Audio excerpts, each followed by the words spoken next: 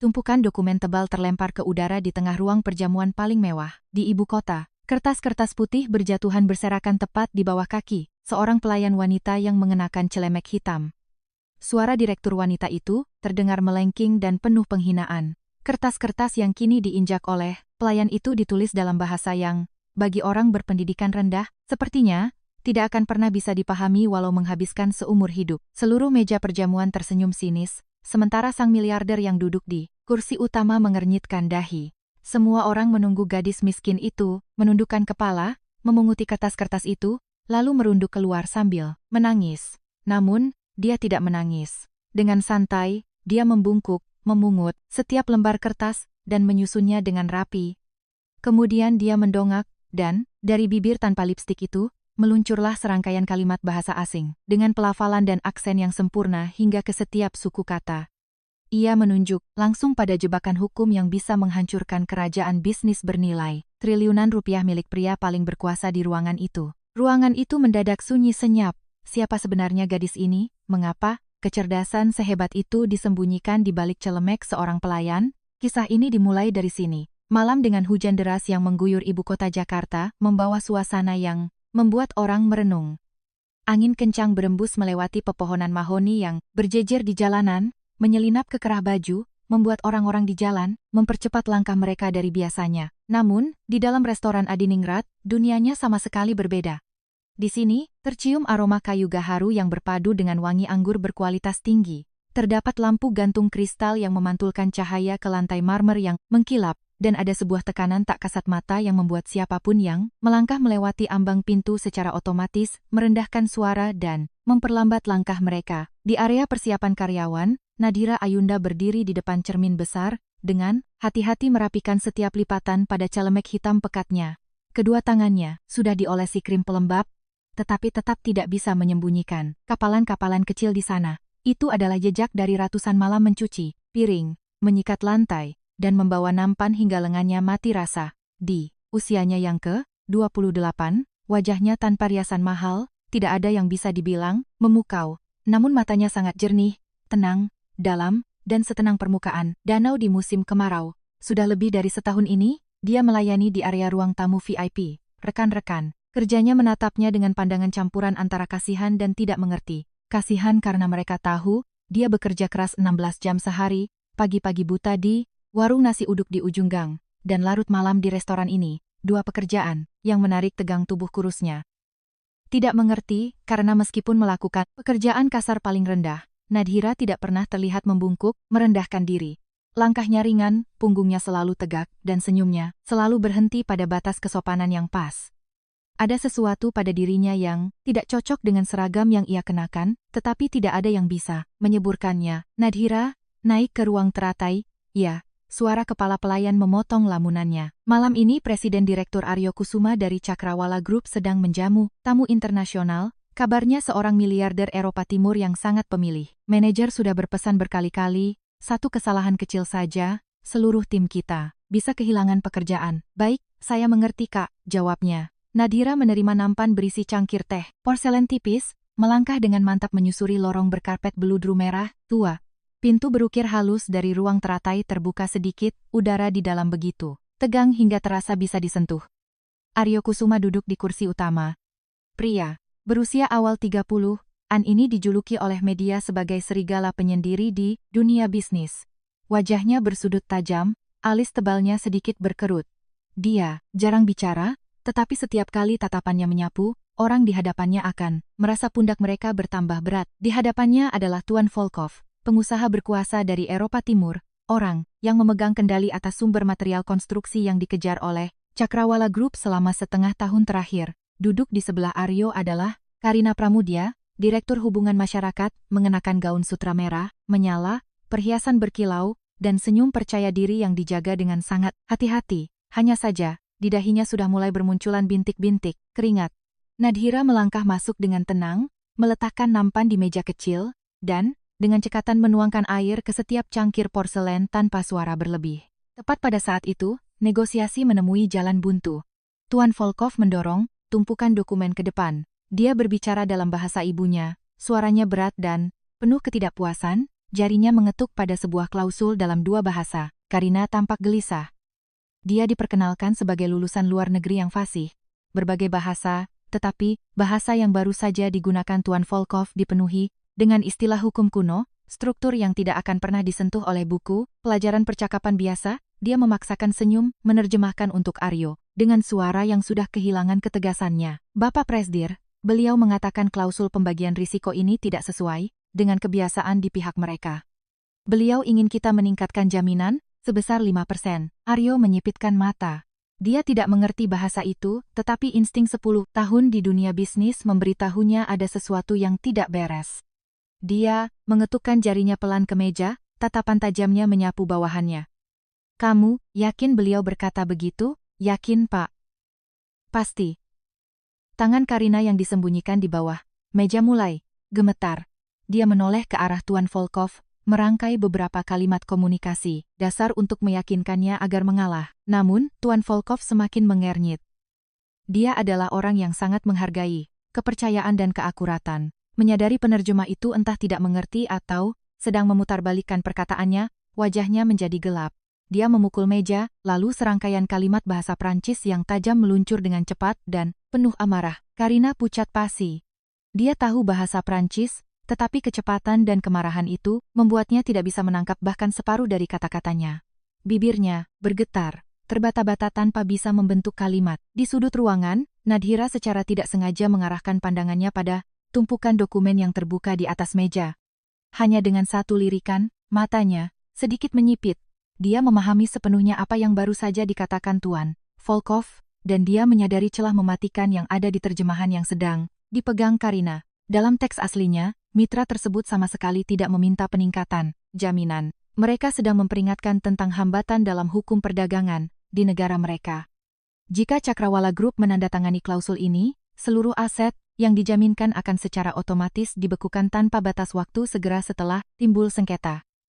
Itu bukan kesalahan terjemahan biasa, itu adalah jebakan bahasa yang mampu mendorong sebuah konglomerasi ke jurang kebangkrutan. Udara di ruangan itu menebal. Aryo telah melihat ketidakmampuan bawahannya. Suaranya sedingin es. Karina, apa yang sedang kamu lakukan? Terjemahkan. Sekarang. Tersudut dan ditambah dengan tatapan setajam pisau dari sang presdir, Karina benar-benar kehilangan kendali. Dia melirik ke kanan dan ke kiri mencari jalan keluar. Dan tatapannya berhenti pada Nadhira yang sedang diam-diam mengumpulkan cangkir teh yang sudah kosong. Entah mengapa, ketenangan tanpa rasa takut dari seorang pelayan miskin membuat Karina merasa sangat muak hingga nyaris gila. Dia butuh tempat untuk melampiaskan rasa malu yang mencekik lehernya. Untuk apa kamu masih berdiri di situ? Bentak Karina keras. Restoran ini mengajari karyawannya seperti apa sih? Sudah tahu tamu sedang membicarakan hal penting, masih saja berkeliaran di sini menguping.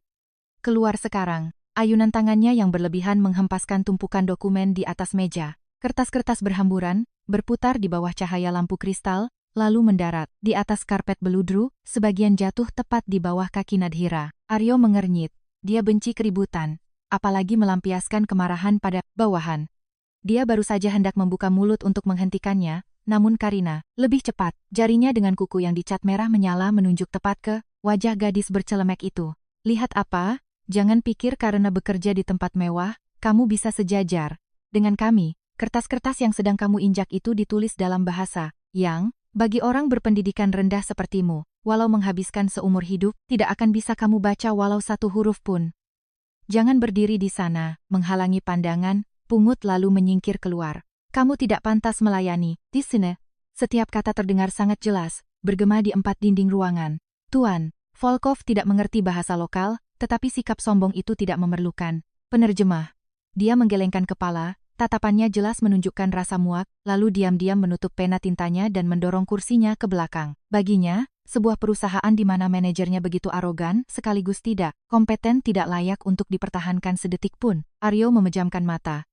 Kontrak bernilai triliunan, jerih payahnya selama setengah tahun akan musnah, hanya karena ketidakbecusan bawahannya. Namun, tepat pada momen ketika semua orang yakin bahwa pelayan kecil itu akan gemetar, menangis, berlutut memunguti kertas, lalu melarikan diri, Nadhira tidak menangis. Dia juga tidak menundukkan wajah. Dia menurunkan nampannya ke sebuah meja kayu kecil di dekatnya. Gerakannya santai, lembut, hampir elegan. Kemudian, dia membungkuk, memungut setiap lembar kertas, dan menyusunnya menjadi tumpukan yang rata di setiap sudutnya. Ketika berdiri tegak, dia tidak memandang Karina sedetik pun. Tatapan tenangnya langsung mengarah pada Tuan Volkov.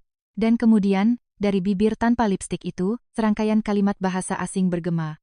Tepatnya, bahasa ibu Tuan Volkov. Pelafalannya akurat hingga ke suku kata terakhir, intonasinya berirama, penekanannya tepat seperti sebuah partitur musik yang telah dihafal di luar kepala. Dan struktur yang dia gunakan bukanlah bahasa dari buku teks, melainkan tingkat akademis tingkat tinggi. Dia tidak mengucapkan basa-basi. Dia sedang menerjemahkan secara utuh dan mutlak kekhawatiran hukum yang baru saja disampaikan oleh Tuan Volkov. Belum berhenti di situ, dia beralih ke bahasa Prancis, dengan fasih seperti air, mengalir menganalisis secara rinci perbedaan antara dua sistem hukum komersial, lalu memberikan solusi kompromi untuk klausul rasio risiko yang menyebabkan kebuntuan tersebut. Tuan Volkov, yang sudah setengah bangkit, tertegun.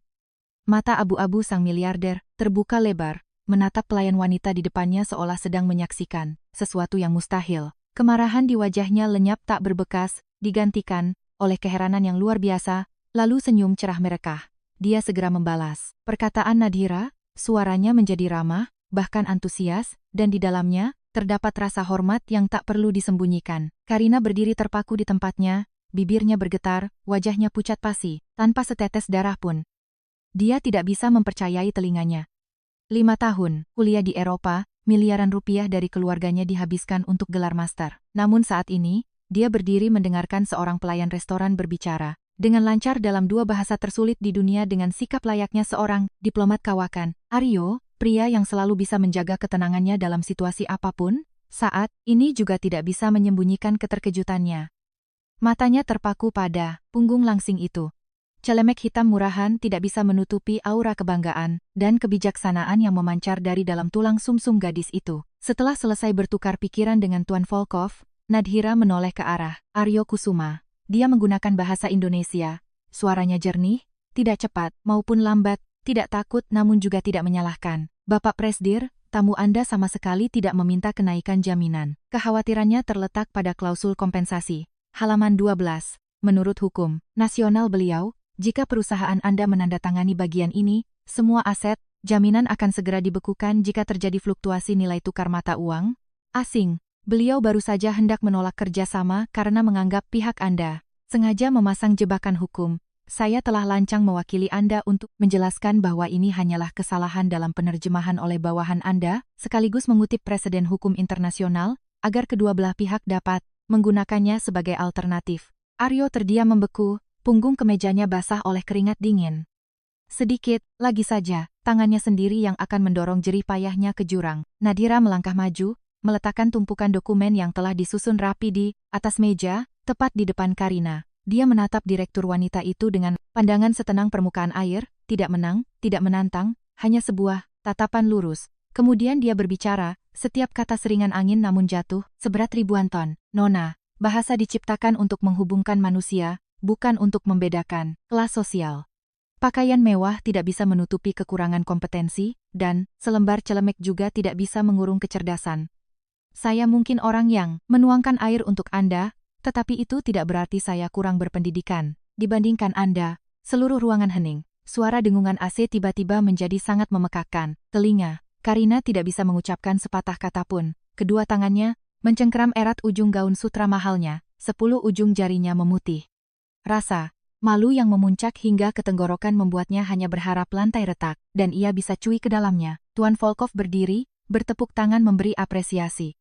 Dia melangkah maju, sedikit menunduk di hadapan Nadhira sesuai dengan etika seorang pria Eropa yang ditujukan untuk wanita yang dihormatinya. Kemudian dia berpaling kepada Aryo dan berbicara melalui terjemahan Nadhira. Presiden Direktur Aryo, Anda memiliki karyawan yang sangat luar biasa. Penjelasannya utuh dan menunjukkan pemahaman yang mendalam tentang budaya kami. Karena ketulusan itu, saya memutuskan untuk kembali duduk di meja perundingan. Ine. Aryo berdiri, dadanya naik turun karena emosi yang tumpang tindih yang bahkan dia sendiri belum bisa menamainya. Dia menatap Nadhira, mata hitam pekatnya memancarkan ribuan pertanyaan. Dia ingin menahannya. Ingin bertanya siapa dia, ingin tahu mengapa kecerdasan setajam itu harus merunduk melayani di tempat ini. Namun, Nadhira tidak memberinya kesempatan itu. Dia sedikit menundukkan kepala, menyapa orang-orang yang hadir, lalu dengan tenang berbalik dan melangkah pergi. Tunggu, Suara Aryo bergema, berat dan hangat, membawa serta sebuah penahanan, yang bahkan dia sendiri tidak menyadarinya. Nadhira berhenti, tetapi dia tidak menoleh. Pekerjaan pelayanan saya di ruangan ini sudah selesai, suaranya tetap ringan, tetap sesuai dengan statusnya malam. Itu, semoga negosiasi Anda sekalian sukses. Pintu tertutup di belakangnya, memotong dua dunia. Malam itu, setelah mengantar Tuan Volkov ke mobilnya beserta kontrak yang telah diubah dan ditandatangani dengan sukses, Aryo kembali ke ruang VIP. Ruangan itu kosong. Di meja kecil di sudut ruangan, tepat di mana Nadhira pernah berdiri, ada sebuah papan nama dari Mika Usang yang tidak sengaja tertinggal. Dia memungutnya, Pramusaji, Nadhira Ayunda. 3 kata yang dicetak rapi di atas, latar belakang putih yang sudah menguning. Jarinya mengusap lembut deretan huruf. Itu, tatapannya mengarah ke kegelapan malam yang dingin di balik kaca jendela. 10 tahun malang, melintang di dunia bisnis, bertemu dengan tak terhitung, banyaknya pakar, akademisi, dan konsultan terkemuka, belum ada satupun yang meninggalkan goncangan sehebat itu dalam dirinya, hanya dalam beberapa menit. Ketenangannya, aura kebanggaannya yang tumbuh dari kemiskinan, kecerdasan luar biasa yang disembunyikan di balik selembar celemek. Dia memanggil manajer restoran. Dia menoleh ke arah asisten yang menunggu di pintu, suaranya membawa perintah yang tidak bisa ditolak. Saya ingin seluruh riwayat hidup gadis bernama Nadhira Ayunda. Malam ini juga, di luar restoran, Nadhira menenteng tas kainnya yang sudah pudar, keluar dari pintu samping khusus karyawan. Angin malam menerpa langsung ke wajah kurusnya, membawa serta rintik hujan gerimis yang menusuk tulang. Dia menarik kerah jaket. Usangnya, berjalan menunduk menuju halte bus terakhir hari itu. Gelar doktor linguistik tidak bisa menahan hawa dingin malam ibu kota. Itu juga, tidak bisa menghapus utang besar yang membebani bahu kurusnya, juga tidak bisa segera menarik ibunya yang terbaring di ranjang rumah sakit keluar dari rasa sakit. Namun di lubuk hatinya, janji yang dia ucapkan pada ibunya tetap menyala, tak padam. Dia tahu kegelapan ini pasti akan berlalu, hanya saja, dia sama sekali tidak menyangka bahwa tepat saat dia melangkah keluar dari pintu ruang teratai malam ini, roda nasibnya dan pria dingin itu telah mulai berputar, dan itu akan membawa keduanya ke dalam sebuah perjalanan yang tak seorang pun bisa menduganya. Jam menunjukkan pukul 2 pagi, seluruh kota Jakarta telah tenggelam dalam tidur yang sunyi, namun lantai tertinggi menara eksekutif Cakrawala Group masih benderang oleh cahaya lampu. Aryo Kusuma berdiri diam di depan dinding kaca transparan yang membentang dari langit-langit ke lantai.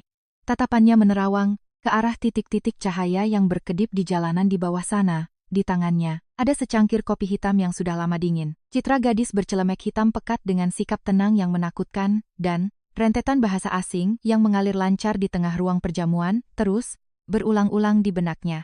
Suara langkah kaki yang tergesa-gesa memecah keheningan. Asisten kepercayaannya mendorong pintu dan masuk, napasnya masih tersengal-sengal karena berpacu dengan waktu. Di tangannya ada sebuah dokumen yang disegel rahasia. Bapak Presdir, ini seluruh informasi tentang Pramusaji Nadhira Ayunda yang Anda minta. Saya harus menggunakan relasi terdalam di dunia akademis untuk bisa mengekstrak riwayat hidup ini. Apa yang tertulis di sini benar-benar di luar imajinasi kita. Aryo meletakkan cangkir kopinya, berbalik dan menerima dokumen itu. Berbeda dengan riwayat hidup lamaran kerja biasa yang hanya berisi beberapa baris pengalaman, dokumen ini sangat tebal, membawa beban masa lalu yang gemilang, namun juga penuh tragedi. Di halaman pertama, yang menyita perhatiannya adalah sebuah pas foto yang diambil 3 tahun lalu. Dalam foto tersebut, Nadhira mengenakan kemeja putih, bersih, matanya berbinar cerah, senyumnya berseri-seri dan penuh kebanggaan. Layaknya seorang cendekiawan di puncak kejayaan, sangat berbeda dengan ketenangan, kepasrahan, namun ketegaran dari pelayan tadi malam. Aryo perlahan membalik setiap halaman. Semakin banyak ia membaca, alis tebalnya semakin berkerut, tangannya yang membalik kertas pun tanpa sadar menjadi lebih berhati-hati. Nadhira Ayunda bukanlah orang biasa. Dia pernah menjadi lulusan terbaik saat masuk dan keluar dari universitas paling bergengsi di negara ini di bidang linguistik. Di usia 24 tahun, dia telah menjadi peneliti paling cemerlang, permata berharga yang diperebutkan oleh para profesor terkemuka untuk dibina. Kemampuan bahasanya tidak hanya berhenti pada tingkat komunikasi yang lancar. Dia fasih dalam 9 bahasa berbeda, termasuk bahasa-bahasa kuno yang sangat rumit yang khusus digunakan untuk menerjemahkan teks-teks kuno. Dia pernah mewakili kampusnya dalam berbagai konferensi akademis bertaraf dunia, dan memiliki makalah yang diterbitkan di jurnal penelitian paling bergengsi secara global. Aryo tertegun, kecerdasan yang begitu luar biasa, masa depan yang begitu cerah, dan terbuka lebar. Mengapa berakhir dengan membawa nampan piring berminyak di restoran? Dia membalik ke halaman berikutnya, tempat yang mencatat tragedi yang membelokkan arah hidup calon dokter muda itu. Ekspresi Aryo berangsur-angsur mengendur, rasa sesak yang pahit muncul di tenggorokannya.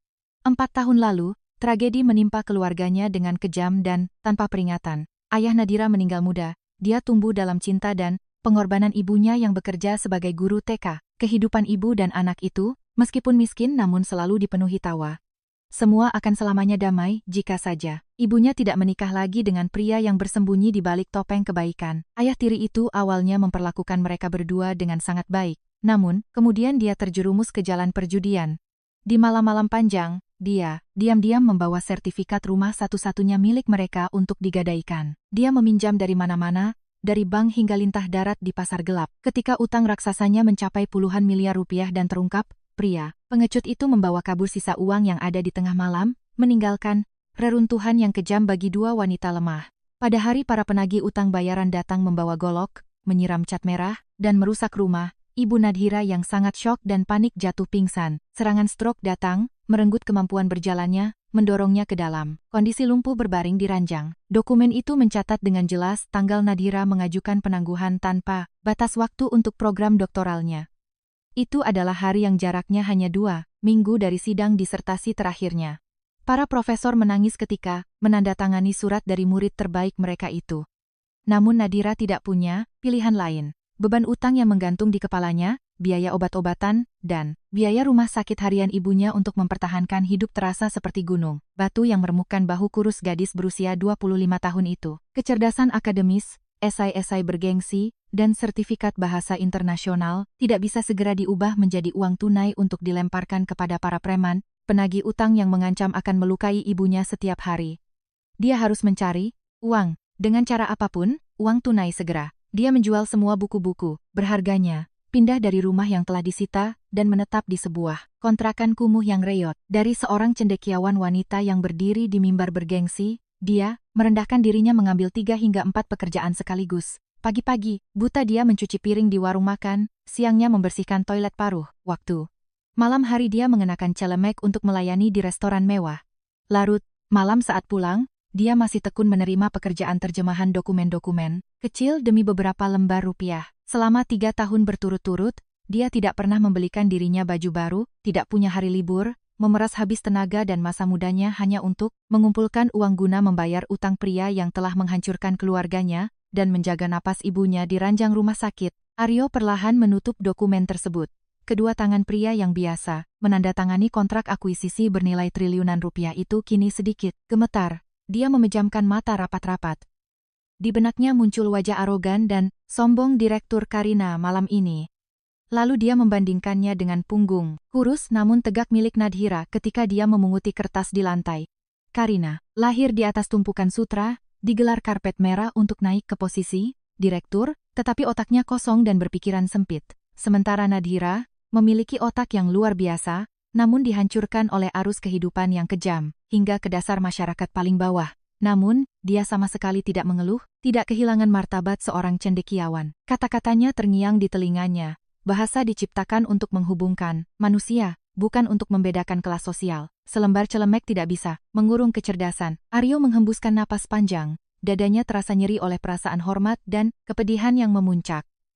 Dia mengerti bahwa ketenangan gadis itu malam ini bukanlah kepasrahan dari orang rendahan, melainkan ketenangan dari sebuah gunung batu yang telah melewati badai terhebat dalam hidupnya. Pada saat yang sama, di sebuah kawasan kontrakan kumuh yang terletak jauh di dalam gang sempit dan lembab di pinggiran kota Jakarta. Hari sudah larut malam, rasa dingin semakin menusuk. Suara jangkrik bersahutan bercampur dengan suara batuk rejan yang terdengar dari kamar-kamar beratap seng tipis. Nadhira dengan pelan mendorong pintu tripleks yang sudah rapuh, melangkah ke dalam kamar kontrakan yang luasnya tidak sampai 15 meter persegi. Bau lembab dari dinding yang mengelupas berpadu dengan bau obat yang menyengat.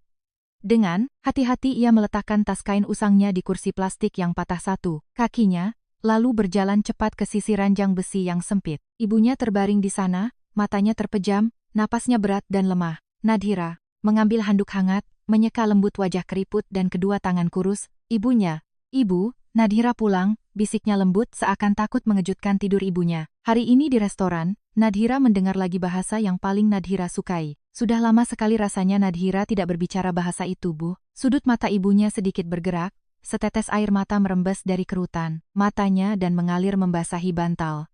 Ibunya tidak bisa bicara, tidak bisa bergerak, tetapi jauh di lubuk pikirannya, dia mengerti semua kepahitan yang ditanggung putrinya. Dia tahu putrinya harus melepaskan langit penuh bintang miliknya demi menukar hari-harinya dengan lumpur dan tanah. Nadhira buru-buru mengambil lengan bajunya untuk menghapus air mata ibunya. Dia tersenyum, senyum yang cerah dan hangat agar ibunya tenang. Ibu jangan menangis. Nadhira tidak capek sama sekali. Utang kita hampir lunas setengahnya. Asalkan ibu berusaha sembuh, setelah Nadhira melunasi semua utang, Nadhira akan ajak ibu jalan-jalan ke taman lagi. Nadhira akan belikan ibu jaket rajut ungu, yang paling ibu suka. Setelah menenangkan ibunya untuk kembali tidur, barulah Nadhira membiarkan dirinya tersungkur di tepi ranjang. Tubuhnya hancur lebur, kakinya pegal seperti ditusuk ribuan jarum setelah belasan jam berdiri terus-menerus. Dia mengeluarkan segenggam uang receh dari saku bajunya yang sudah dirapikan, menghitungnya, lembar demi lembar berulang kali. Ini untuk obat jantung ibu minggu depan, ini untuk setoran ke penagih utang besok. Untuk uang makannya sendiri, dia hanya menyisakan beberapa puluh ribu rupiah untuk membeli mie instan demi bertahan hidup. Dia menengadah menatap dinding yang lembab. Di sana, dia menempelkan selembar sertifikat prestasi akademis yang sudah menguning. Itu adalah kenangan terakhir dari sosok Nadhira Ayunda yang pernah berdiri di podium kejayaan. Ada malam-malam di mana rasa iba pada diri sendiri menyumbat tenggorokannya. Dia hanya ingin menyerah, tetapi setiap kali mendengar napas ibunya yang berat, dia menggigit bibirnya hingga berdarah, mengingatkan dirinya sendiri bahwa dia tidak boleh tumbang. Besok pagi, biaya rumah sakit akan jatuh tempo lagi. Besok pagi, penagih utang berwajah gelap itu akan menggedor pintu lagi. Roda kehidupan yang kejam terus, tanpa henti meremukkan mimpi. Kembali ke menara eksekutif Cakrawala Group, Aryo Kusuma masih berdiri diam di dekat jendela. Dia mengeluarkan ponselnya, menekan sederet nomor untuk memanggil asisten yang menunggu perintah di luar. Suara miliarder itu bergema di tengah malam, tenang, tegas, dan membawa tekad yang mutlak. Batalkan semua jadwal saya besok pagi. Siapkan mobil, saya akan pergi sendiri ke tempat kontrakan gadis itu. Permata yang begitu bersinar tidak boleh terus terkubur di dalam lumpur. Di luar, rintik hujan sisa badai masih turun membasahi ibu kota. Malam yang panjang akan segera berlalu, memberi tempat bagi pagi yang menentukan, di mana dunia sang miliarder yang berdiri di puncak dan dunia sang pelayan di dasar. Lumpur akan sekali lagi bertabrakan. Kawasan kontrakan kumuh itu terletak jauh di dalam gang tanah merah yang becek. Di pinggiran kota, di mana sinar matahari yang langka baru bisa menembus atap-atap seng berkarat yang saling berhimpitan. Pagi itu, seluruh gang gempar, lebih ribut dari biasanya. Anak-anak berhenti bermain, ibu-ibu yang sedang mencuci baju di keran umum juga menghentikan tangan. Mereka membelalakan mata melihat pemandangan yang belum pernah terjadi sepanjang sejarah kawasan kumuh ini. Sebuah mobil mewah berwarna hitam mengkilap, yang panjang dengan lambang prestise di kapnya, perlahan merayap melewati lubang-lubang penuh genangan air, langsung menuju ke tengah gang sempit itu. Kehadiran mobil itu ibarat pesawat ruang angkasa yang mendarat di planet asing, sama sekali tidak pada tempatnya dengan pemandangan kumuh dan bobrok di sekitarnya. Pintu mobil terbuka, Aryo Kusuma melangkah turun. Dia mengenakan setelan jas, potongan tangan yang sempurna, dibalut mantel wol luar yang memancarkan otoritas mutlak. Sepatu kulitnya yang mengkilap menginjak tanah basah, namun ia sama sekali tidak terlihat ragu atau mengernyit. Tatapan dalam sang presdir menyapu dinding-dinding yang terkelupas, tali jemuran pakaian yang melintang tak karuan, dan akhirnya berhenti pada kamar kontrakan terakhir yang tersembunyi di sudut gelap.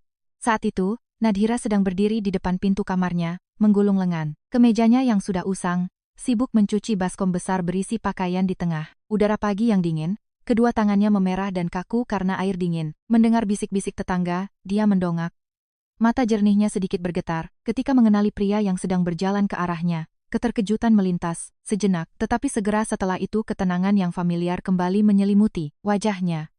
Dia buru-buru mengeringkan tangannya di celemek, berdiri tegak, tatapannya sama sekali tidak menghindar ketika Aryo menghentikan langkah tepat di depannya. "Selamat pagi, Nadhira Ayunda," sapa Aryo, nadanya berat dan hangat, tidak membawa keangkuhan orang yang melihat dari atas ke bawah. "Selamat pagi, Bapak Presdir Aryo," jawab Nadhira, suaranya setenang permukaan air. "Jika Anda datang untuk mencari penerjemah untuk rapat kemarin, saya khawatir Anda salah tempat." Saya hanyalah seorang pelayan, dan sekarang ini adalah waktu istirahat saya. Aryo tersenyum tipis. Kejujuran dan ketegasannya justru membuatnya semakin dihormati. Dia memberi isyarat kepada asistennya yang berdiri di belakang. Sang asisten segera maju, mengeluarkan sebuah dokumen kontrak yang dilapisi sampul, kulit berkualitas tinggi, dengan hati-hati menyerahkannya dengan kedua tangan kepada Nadhira. Saya datang bukan untuk mencari seorang pelayan. Aryo menatap lurus ke mata Nadhira. Pandangannya tulus dan menyala. Saya datang untuk mencari orang yang pantas menduduki posisi konsultan bahasa dan budaya strategis senior di Cakrawala Group. Ini adalah kontrak yang saya susun sendiri semalam. Gaji awal dan tunjangan, semuanya dibiarkan kosong agar kamu bisa mengisinya sendiri. Hanya dengan anggukan darimu, seluruh utangmu saat ini akan segera dilunasi oleh perusahaan, dan ibumu akan dipindahkan ke rumah sakit internasional dengan fasilitas medis terbaik. Para tetangga yang berkerumun mendengarkan pembicaraan itu menutup mulut karena kaget. Sebuah tawaran bernilai miliaran, langkah mengubah hidup yang bahkan puluhan ribu orang memimpikannya pun tidak mungkin terjadi, kini diletakkan tepat di hadapan gadis miskin pencuci piring ini. Nadhira menunduk melihat kontrak beraksen emas di tangan asisten itu. Sudut bibirnya sedikit bergerak, tetapi bukan senyum kebahagiaan melainkan rasa getir. Dia tidak mengulurkan tangan untuk menerimanya. Saya sangat berterima kasih atas kebaikan Anda, Bapak Presdir. Nadhira mundur, selangkah, matanya teguh. Tapi saya menolak. Aryo mengernyit, kejutan tampak jelas di wajahnya yang biasanya selalu bisa mengontrol emosi. Kenapa? Kamu punya bakat, kamu punya pengetahuan, kamu pantas berdiri di tempat yang paling terang. Mengapa menerima untuk mengubur masa mudamu di tempat gelap ini? Melakukan pekerjaan yang memeras tenagamu dengan penghasilan yang tidak seberapa, karena kedamaian, Pak. Jawab Nadhira. Suaranya pelan, tetapi jelas. Dunia korporat besar adalah medan perang tanpa asap mesiu, penuh dengan tipu daya, persaingan, dan saling menginjak untuk bertahan hidup. Orang-orang seperti Direktur Karina di perusahaan Anda tidaklah sedikit. Saya sudah kehilangan terlalu banyak hal. Saya hanya memiliki harga diri dan sedikit kedamaian untuk merawat ibu saya. Saya ingin melunasi utang dengan keringat dan air mata saya sendiri, bukan mengubah kecerdasan saya menjadi alat perebutan kekuasaan. Saya menjual tenaga kerja saya, tetapi saya tidak menjual kebebasan dan ketenangan. Saya, Aryo tertegun.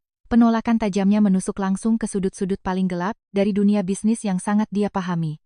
Dia mengerti apa yang ditakutkannya. Seseorang yang telah dicabik-cabik oleh kehidupan seperti dirinya, sangat bisa dimaklumi jika membangun cangkang pelindung. Dia baru saja hendak berbicara lagi untuk membujuknya, tetapi tepat saat itu, suara pecahan dahsyat terdengar dari dalam kamar kontrakan Nadhira, memotong percakapan mereka.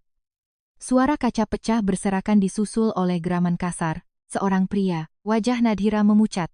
Dia bergegas melewati Aryo, menerobos langsung ke dalam kamarnya. Aryo juga mengernyit dan segera mengambil langkah panjang. Mengikutinya, di dalam kamar yang sempit, barang-barang berantakan. Seorang pria parubaya, yang mengenakan jaket kulit lusuh, wajahnya beringas, berbau alkohol menyengat, sedang dengan beringas menggeledah lemari kayu yang reyot. Itu adalah ayah tiri, yang brengsek itu. Pria yang menciptakan utang raksasa dan kabur di masa lalu, kini kembali. Ibu Nadhira berbaring di ranjang, tubuhnya gemetar, merintih tak bersuara karena ketakutan yang luar biasa. Mana uangnya? Kamu sembunyikan di mana uangnya? Anak sialan, pria itu, mengaum, berbalik dan melihat Nadhira, lalu menerjang ke arahnya, mencengkeram erat kerah bajunya. Aku tahu kamu punya uang, sini berikan padaku. Para preman sedang mengejarku, kamu mau aku mati, lepaskan saya. Nadhira mengertakkan gigi, kedua tangannya berusaha keras, melepaskan cengkeraman kasar pria itu. Anda telah membuat ibuku cacat. Anda telah menghancurkan keluarga ini. Apalagi yang Anda inginkan? Jauhi ibu saya, kamu itu anak, kamu punya tanggung jawab menyelamatkanku. Ayah tiri itu mengayunkan tangannya, bersiap menampar wajah Nadhira dengan keras. Namun, sebelum tangannya sempat menyentuh gadis itu, lengannya ditahan oleh kekuatan yang mencengkeram seperti penjepit baja di udara. Aryo sudah berdiri di sampingnya, tatapannya menjadi gelap, memancarkan aura membunuh yang dingin, menembus tulang. Dia menghempaskan lengan pria itu dengan keras, membuatnya kehilangan keseimbangan dan jatuh tersungkur ke tumpukan barang-barang yang hancur. Berani menyentuh orangku, ada berapa nyawa yang harus kau bayar? Suara Aryo bergema, berat namun mengandung kekuatan ribuan ton. Ayah tiri itu merangkak bangun, berniat memaki. Tetapi ketika melihat dua pengawal berbaju hitam tinggi besar baru saja masuk ke ruangan, ditambah dengan aura dominan dari miliarder di depannya, Ia gemetar dan meringkuk di sudut dinding. Aryo tidak sudi menatapnya sedetik pun lagi. Dia berpaling kepada Nadhira. Gadis, Wat itu kini sedang memeluk erat ibunya yang sedang kejang-kejang ringan di ranjang. Kedua tangannya membelai dada ibunya, tatapannya penuh ketidakberdayaan dan ketakutan. Nadhira menatap ibunya, lalu menatap reruntuhan di dalam kamarnya. Ketahanan manusia ada batasnya. Dia bisa menahan 16 jam kerja setiap hari, bisa menahan hinaan pelanggan. Tetapi dia tidak bisa melindungi ibunya, tetap aman di lingkungan yang penuh bahaya seperti ini. Kebanggaan dan kedamaian yang berusaha keras ia jaga, pada akhirnya, hanyalah selaput gelembung tipis yang mudah pecah oleh kenyataan yang kejam. Aryo melangkah mendekat, berjongkok di sampingnya. Dia tidak memberi perintah, juga tidak memaksa. Dia hanya mengambil dokumen dari tangan asistennya, meletakkannya dengan lembut di atas meja kecil di samping ranjang. Saya tahu kamu benci dunia bisnis, kata Aryo, suaranya tulus dan luar biasa. Lembut, tetapi kamu tidak bisa melindungi orang yang kamu cintai jika kamu tidak berdiri di posisi yang cukup tinggi, sehingga orang lain harus menengadah kepadamu. Kamu tidak perlu menjual harga dirimu padaku. Kamu hanya perlu menggunakan kecerdasanmu untuk mengambil kembali apa yang telah dirampas, kehidupan darimu. Masuklah ke perusahaanku, tidak akan ada yang berani menghinamu, tidak akan ada yang berani mengancam ibumu. Jadilah orang yang berdiri di sampingku, dan kamu akan memiliki kekuatan untuk menentukan nasibmu sendiri dengan tanganmu.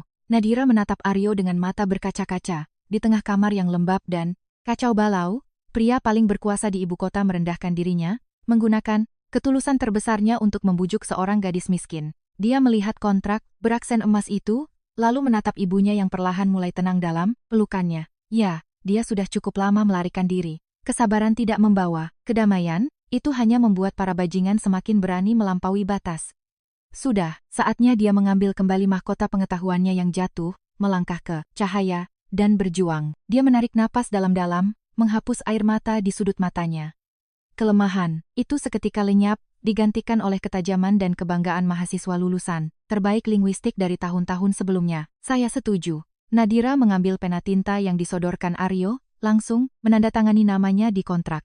Tapi saya punya satu syarat, saya masuk ke perusahaan Anda dengan kemampuan saya sendiri. Saya tidak butuh perlakuan khusus, atau perlindungan dari Anda. Siapapun yang ingin menjatuhkan saya akan menggunakan kemampuan saya sendiri untuk membalasnya. Sudut bibir Aryo melengkung, membentuk senyum yang cerah dan penuh kekaguman. Dia berdiri, mengulurkan tangannya yang lebar ke hadapannya. Selamat datang di medan perang, Konsultan Nadhira Ayunda. Keesokan harinya, saat sinar mentari cerah menembus jendela kaca menara Cakrawala, pintu ruang administrasi terbuka lebar. Seorang gadis mengenakan setelan jas abu-abu sederhana, rambutnya digelung tinggi dan rapi, melangkah, mantap dan penuh percaya diri masuk ke lobi. Tidak ada yang mengenali gadis, tukang bersih-bersih miskin beberapa hari lalu. Mereka hanya melihat seorang cendekiawan wanita dengan aura mendominasi yang bersiap memasuki medan perang. Di kejauhan, melalui kaca kantor, Direktur Karina yang sedang memegang cangkir kopi menatap ngeri ketika mengenali siapa yang baru saja masuk. Badai, sesungguhnya baru saja dimulai. Langkah demi langkahnya akan membongkar konspirasi apa saja yang tersembunyi di perusahaan triliunan rupiah ini. Senin pagi, menara eksekutif Cakrawala Group menjulang di tengah langit kota ibarat pedang tajam yang memotong awan kelabu. Di dalam lobi besar berlantai marmer mengkilat. Ritme sibuk kehidupan kantoran dimulai dengan suara ketukan, sepatu hak tinggi yang bertalu-talu. Laporan-laporan dipindah tangankan, dan senyum basa-basi yang dihitung dengan cermat mulai terlihat. Nadhira Ayunda melangkah melewati pintu kaca putar otomatis. Dia tidak mengenakan gaun bermerek mahal atau perhiasan berkilau seperti sebagian besar wanita yang bekerja di sana. Dia hanya mengenakan kemeja biru muda yang disetrika rapi dipadu dengan celana panjang hitam dan sepatu datar yang sederhana. Rambut panjangnya digelung rapi di belakang leher, memperlihatkan dahi yang anggun dan mata setenang danau di musim kemarau. Tak seorang pun di lobi besar itu mengenali wanita rendah hati ini sebagai konsultan bahasa dan budaya strategis senior yang baru saja diangkat langsung oleh Presiden Direktur Aryo Kusuma. Ketika Nadhira masuk ke ruang rapat Departemen Hubungan Masyarakat, udara di dalam seolah membeku. Tatapan dari lebih dari 20 karyawan tertuju padanya, berbisik-bisik kecil. Di ujung meja, Karina Pramudia sedang menyilangkan tangan. Di depan dada, wajahnya dingin, tetapi matanya berkobar oleh api kecemburuan dan kebencian. Direktur wanita yang arogan ini tidak bisa menelan amarahnya dari malam itu. Fakta bahwa seorang pelayan rendahan tiba-tiba bangkit dari lumpur, langsung menjadi konsultan senior, baginya tak ubahnya sebuah tamparan keras pada harga dirinya. Selamat datang Nadira Ayunda ke dalam tim kami. Karina angkat bicara, nadanya ditarik panjang penuh sindiran, tidak repot-repot menyembunyikan permusuhannya. Presdir secara khusus membawa Anda ke sini karena bakat Anda yang luar biasa. Saya harap Anda tidak mengecewakan kami. Beban kerja di perusahaan konglomerasi tidak sama dengan mengangkat piring di restoran. Tawa cekikikan terdengar dari beberapa karyawan yang dekat dengan Karina. Nadira sama sekali tidak mengubah raut wajahnya. Dia perlahan menarik kursi dan duduk dengan santai, punggungnya tegak lurus.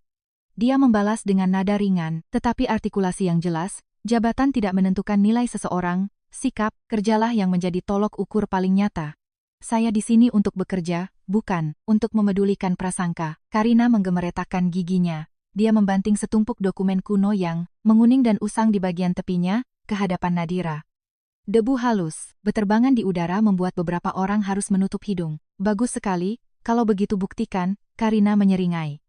Ini adalah kumpulan dokumen arsip perjanjian komersial kuno dari abad ke-16 milik sebuah negara di Eropa Utara, yang berkaitan langsung dengan sejarah asal-usul tanah yang akan dialihkan oleh mitra asing kepada kita. Ini ditulis dalam dialek lokal yang sudah punah, dikombinasikan dengan istilah hukum abad pertengahan. Para ahli, penerjemah sebelumnya, semuanya angkat tangan. Hari ini kita memiliki konsultan berbakat di sini. Saya ingin Anda menyelesaikan terjemahan dan menganalisis konteks sejarahnya sebelum pukul 5 sore ini, agar saya bisa mempresentasikannya ke Dewan Direksi. Seluruh ruang rapat menahan napas. Dokumen kuno setebal ratusan halaman, kosakatanya rumit, tintanya memudar, membutuhkan pengetahuan yang mendalam tentang linguistik, hukum, dan sejarah. Bahkan sebuah tim ahli pun akan membutuhkan waktu berminggu-minggu untuk memecahkannya. Tuntutan Karina jelas, merupakan penindasan terang-terangan, jebakan sempurna untuk memaksa Nadira menyerah dan menanggung rasa malu sambil angkat kaki dari perusahaan. Bagaimana? Apakah ibu konsultan merasa ini terlalu berat? Karina memprovokasi. Nadira dengan lembut menyapukan tangannya pada permukaan kasar halaman-halaman kuno tersebut. Matanya menyentuh karakter-karakter melengkung yang asing bagi orang awam tetapi sangat akrab bagi seseorang yang pernah menghabiskan masa mudanya tenggelam dalam harta karun bahasa kuno. Sudut bibirnya sedikit melengkung membentuk senyuman yang nyaris tak terlihat. Jam 5 sore tidak masalah, ucapnya. Dia menutup dokumen itu, berdiri, dan dengan tenang berjalan ke ruang kerja pribadi yang telah disiapkan untuknya, meninggalkan di belakangnya tatapan terpana bercampur rasa puas, yang sedang menunggu lelucon. Selama 8 jam berikutnya, pintu ruang kerja Nadira tertutup rapat. Di dalam, dia benar-benar tenggelam dalam dunia bahasa. Karakter kuno yang tampaknya tak bernyawa tiba-tiba menari di bawah ujung penanya. Otak jenius dari seorang mantan peneliti terbaik bekerja dengan kapasitas penuh. Dia tidak hanya menerjemahkan kata demi kata, tetapi juga membandingkan lapisan makna kiasan, menganalisis perubahan hukum dari berbagai periode, mengupas setiap makna tersembunyi yang disisipkan oleh para pedagang abad pertengahan ke dalam dokumen. Makan siangnya tiba, dia hanya menenggak air putih dengan tergesa-gesa, lalu menundukkan kepalanya lagi pada halaman-halaman yang menguning itu. Tepat pukul 16.55, pintu ruang rapat besar perusahaan terbuka. Aryo Kusuma duduk di tengah mendengarkan laporan dari para direktur divisi. Karina yang duduk di sebelahnya sesekali melirik jam tangannya, wajah kemenangannya terlihat jelas. Bapak Presdir, sepertinya konsultan baru kita telah menyerah pada ujian pertamanya. Saya sudah bilang, teori sangat jauh berbeda dengan praktik bisnis. Yang sesungguhnya, sebelum Karina menyelesaikan kalimatnya, pintu kayu ek yang berat dari ruang rapat didorong terbuka. Nadira melangkah masuk, wajahnya menunjukkan sedikit kelelahan, tetapi matanya tetap bersinar terang seperti bintang malam. Dia meletakkan sebuah dokumen yang telah diketik dan dijilid rapi tepat di hadapan Aryo, sekaligus memberikan salinannya kepada orang lain. Bapak Presdir, para direktur, ini adalah terjemahan lengkap beserta analisis hukum tentang tanah yang akan kita akuisisi. Suara jernih Nadira memecah keheningan. Karina merebut dokumen itu dengan kasar, membolak-baliknya dengan tergesa-gesa, berniat mencari kesalahan sekecil apapun untuk mencari celah. Namun ketika matanya menelusuri barisan kata yang koheren, struktur tata bahasa yang ketat, dan penjelasan yang sangat elegan hingga nyaris sempurna, wajahnya seketika pucat pasi. Namun kejutan tidak berhenti di situ. Nadira maju selangkah, menunjuk ke layar presentasi besar, tempat dia mengekstrak sebagian teks kuno. Berdasarkan dekode istilah kuno ini, saya menemukan fakta penting. Tanah yang akan dialihkan oleh mitra asing kepada kita pada abad ke-16 dulu adalah kuburan bagi korban wabah penyakit, lalu ditimbun untuk membangun area komersial. Menurut hukum warisan cagar budaya dari negara mereka, jika kita melakukan penggalian untuk membangun pondasi pusat perbelanjaan, kita akan menghadapi larangan dari Asosiasi Perlindungan Warisan Internasional dan seluruh proyek akan ditangguhkan tanpa batas waktu. Mitra kita sengaja menyembunyikan sejarah ini untuk melemparkan bom waktu kepada Cakrawala Group. Seluruh ruang rapat tenggelam dalam keheningan yang menyesakkan. Para direktur berpengalaman ternganga. Mereka hampir saja mengucurkan triliunan rupiah ke lahan mati hanya karena tidak ada yang mampu membaca dokumen sejarah yang menyertainya. Aryo menyandarkan punggungnya ke kursi, mata tajamnya memancarkan sinar, kekaguman mendalam yang tak bisa disembunyikan. Dia menatap gadis langsing yang berdiri di depan layar, bersinar dengan cahaya pengetahuan dan dedikasi mutlak. Dia tersenyum, sebuah senyuman yang jarang terlihat tetapi sangat cerah, lalu berbicara dengan suara berat yang hangat, "Kerja bagus, Konsultan Nadhira. Sekali lagi Anda menyelamatkan perusahaan dari jurang." Karina terduduk lemas di kursinya, kedua tangannya mengepal sangat erat hingga kukunya menancap ke daging hingga berdarah. Sekali lagi, dia dijadikan orang bodoh di depan pria yang diam-diam dia kagumi. Sekali lagi, kesombongannya dihancurkan oleh gadis yang dulu dia remehkan. Rapat berakhir dengan tepuk tangan kekaguman yang ditujukan untuk Nadhira. Semua orang perlahan-lahan pergi, hanya Karina yang berdiri diam di sudut lorong yang gelap. Dia menatap punggung Nadhira yang perlahan menghilang, matanya memancarkan kegelapan dari kecemburuan dan kebencian yang memuncak. Penghinaan ini, dia bersumpah akan membuat Nadhira membayar ratusan ribu kali lipat. Sebuah rencana kejam dan gila mulai terbentuk dalam benak wanita yang dibutakan oleh cemburu itu. Badai di kantor hanyalah permulaan, sebab jebakan sempurna yang mampu menghancurkan nyawa dan kehormatan, diam-diam telah dibentangkan, menunggu mangsa melangkah masuk. Beberapa minggu berlalu sejak Nadhira membuktikan kemampuan mutlaknya, posisinya di Cakrawala Group semakin kuat. Dia bukan hanya konsultan bahasa, tetapi telah menjadi tangan kanan andalan Presdir Aryo Kusuma di setiap negosiasi internasional penting. Suasana di perusahaan tampaknya juga berubah. Tatapan merendahkan pada awalnya telah digantikan oleh rasa hormat. Namun, di balik kedamaian singkat itu, awan hitam mulai menggulung, menandakan badai besar akan segera datang. Cuaca ibu kota di akhir tahun ini terasa sangat tidak bersahabat, langit selalu kelabu, kabut tebal menyelimuti. Sesekali angin kencang menderu menghantam kaca-kaca gedung pencakar langit, menciptakan suara seram yang mendirikan bulu roma. Cakrawala Group sedang memasuki tahap negosiasi akhir untuk proyek energi terbarukan berskala masif dengan raksasa dari Eropa Utara. Ini adalah proyek hidup mati yang menentukan posisi Cakrawala di peta kawasan dekade mendatang. Segala persiapan dijaga ketat kerahasiaannya dan dilakukan dengan kecepatan tinggi. Karina Pramudya, karena kehilangan poin berturut-turut di mata Aryo, mengambil alih tugas utama menyusun dan meninjau klausul kontrak ini guna merebut kembali posisinya. Menolak bantuan dari Departemen Konsultan Bahasa, ia dengan percaya diri mengandalkan koneksi pribadinya dengan beberapa tokoh di pihak mitra untuk mempercepat proses. Jumat pagi, kurang dari 4 jam sebelum upacara penandatanganan resmi pada pukul 2 siang, udara di kantor setegang senar gitar. Nadhira sedang duduk di ruang kerjanya, menyusun arsip sejarah proyek. Menurut prosedur, draft kontrak akhir harus diserahkan kepadanya untuk ditinjau terakhir kalinya dari segi makna, bahasa dan budaya.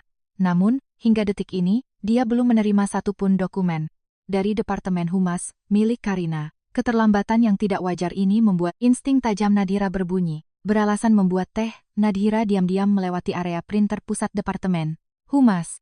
Di nampan kertas, beberapa kertas buram yang salah cetak tergeletak, begitu saja. Tatapannya secara tak sengaja menangkap sekilas potongan dokumen yang dicetak dalam bahasa Eropa Utara yang rumit.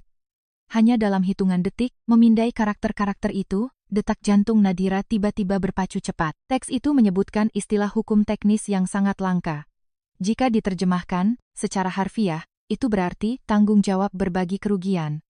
Namun Nadhira tahu, dalam sistem kosakata kuno yang terkait dengan hukum dagang wilayah Eropa Utara yang pernah ia teliti secara mendalam, jika istilah ini disertai dengan artikel pasti di awal kalimat, maknanya akan sepenuhnya terbalik menjadi tanggung jawab menanggung kerugian independen. Itu artinya, jika proyek energi ini mengalami insiden lingkungan atau kekurangan modal, seluruh kerugian miliaran dolar akan dibebankan ke Cakrawala Group, sementara mitra asing akan mundur dengan aman tanpa kehilangan 1 sen pun. Wajah Nadhira memucat. Ini bukan kesalahan dasar, ini adalah sisipan yang sangat halus hingga tingkat iblis. jebakan linguistik yang tak akan pernah disadari oleh mereka yang hanya belajar percakapan bahasa biasa seperti Karina.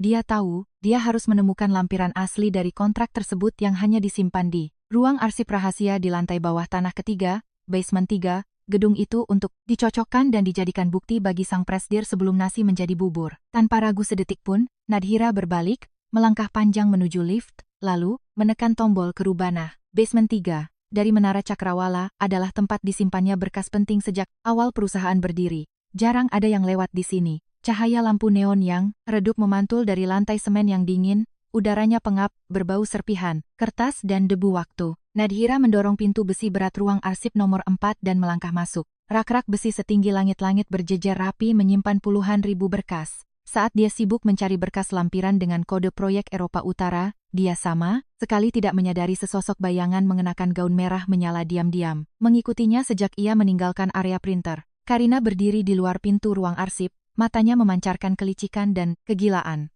Dia sudah menyadari bahwa Nadhira mencoba menyelidiki kontrak itu. Jika dia membiarkan wanita ini membawa bukti ke Aryo, kariernya tamat selamanya. Semua upayanya untuk merebut kembali sorotan akan musnah. Kepanikan yang bercampur kebencian membuat Karina melakukan tindakan gila. Dia berjingkat, menarik pintu besi tebal itu dan perlahan menutupnya. Mendengar suara, Nadhira berbalik. Siapa di sana? Namun terlambat. Suara klik logam yang keras bergema. Kunci besi di luar telah diturunkan. Pintu baja terbanting tertutup, mengunci Nadhira rapat-rapat di dalam ruang yang pengap dan gelap. Buka pintunya. Ada orang di luar? Buka. Nadhira berlari mendekat, memukul keras pintu besi yang dingin. Suaranya hanya bergema di ruangan kedap udara itu, tak bisa keluar. Di luar, Karina tersenyum sinis dan licik. Dia menarik kartu akses cadangan yang tergantung di panel kontrol, lalu membuangnya ke tong sampah terdekat. Nikmati saja waktumu di dalam dan pamerkan kecerdasanmu, dasar pelayan rendahan.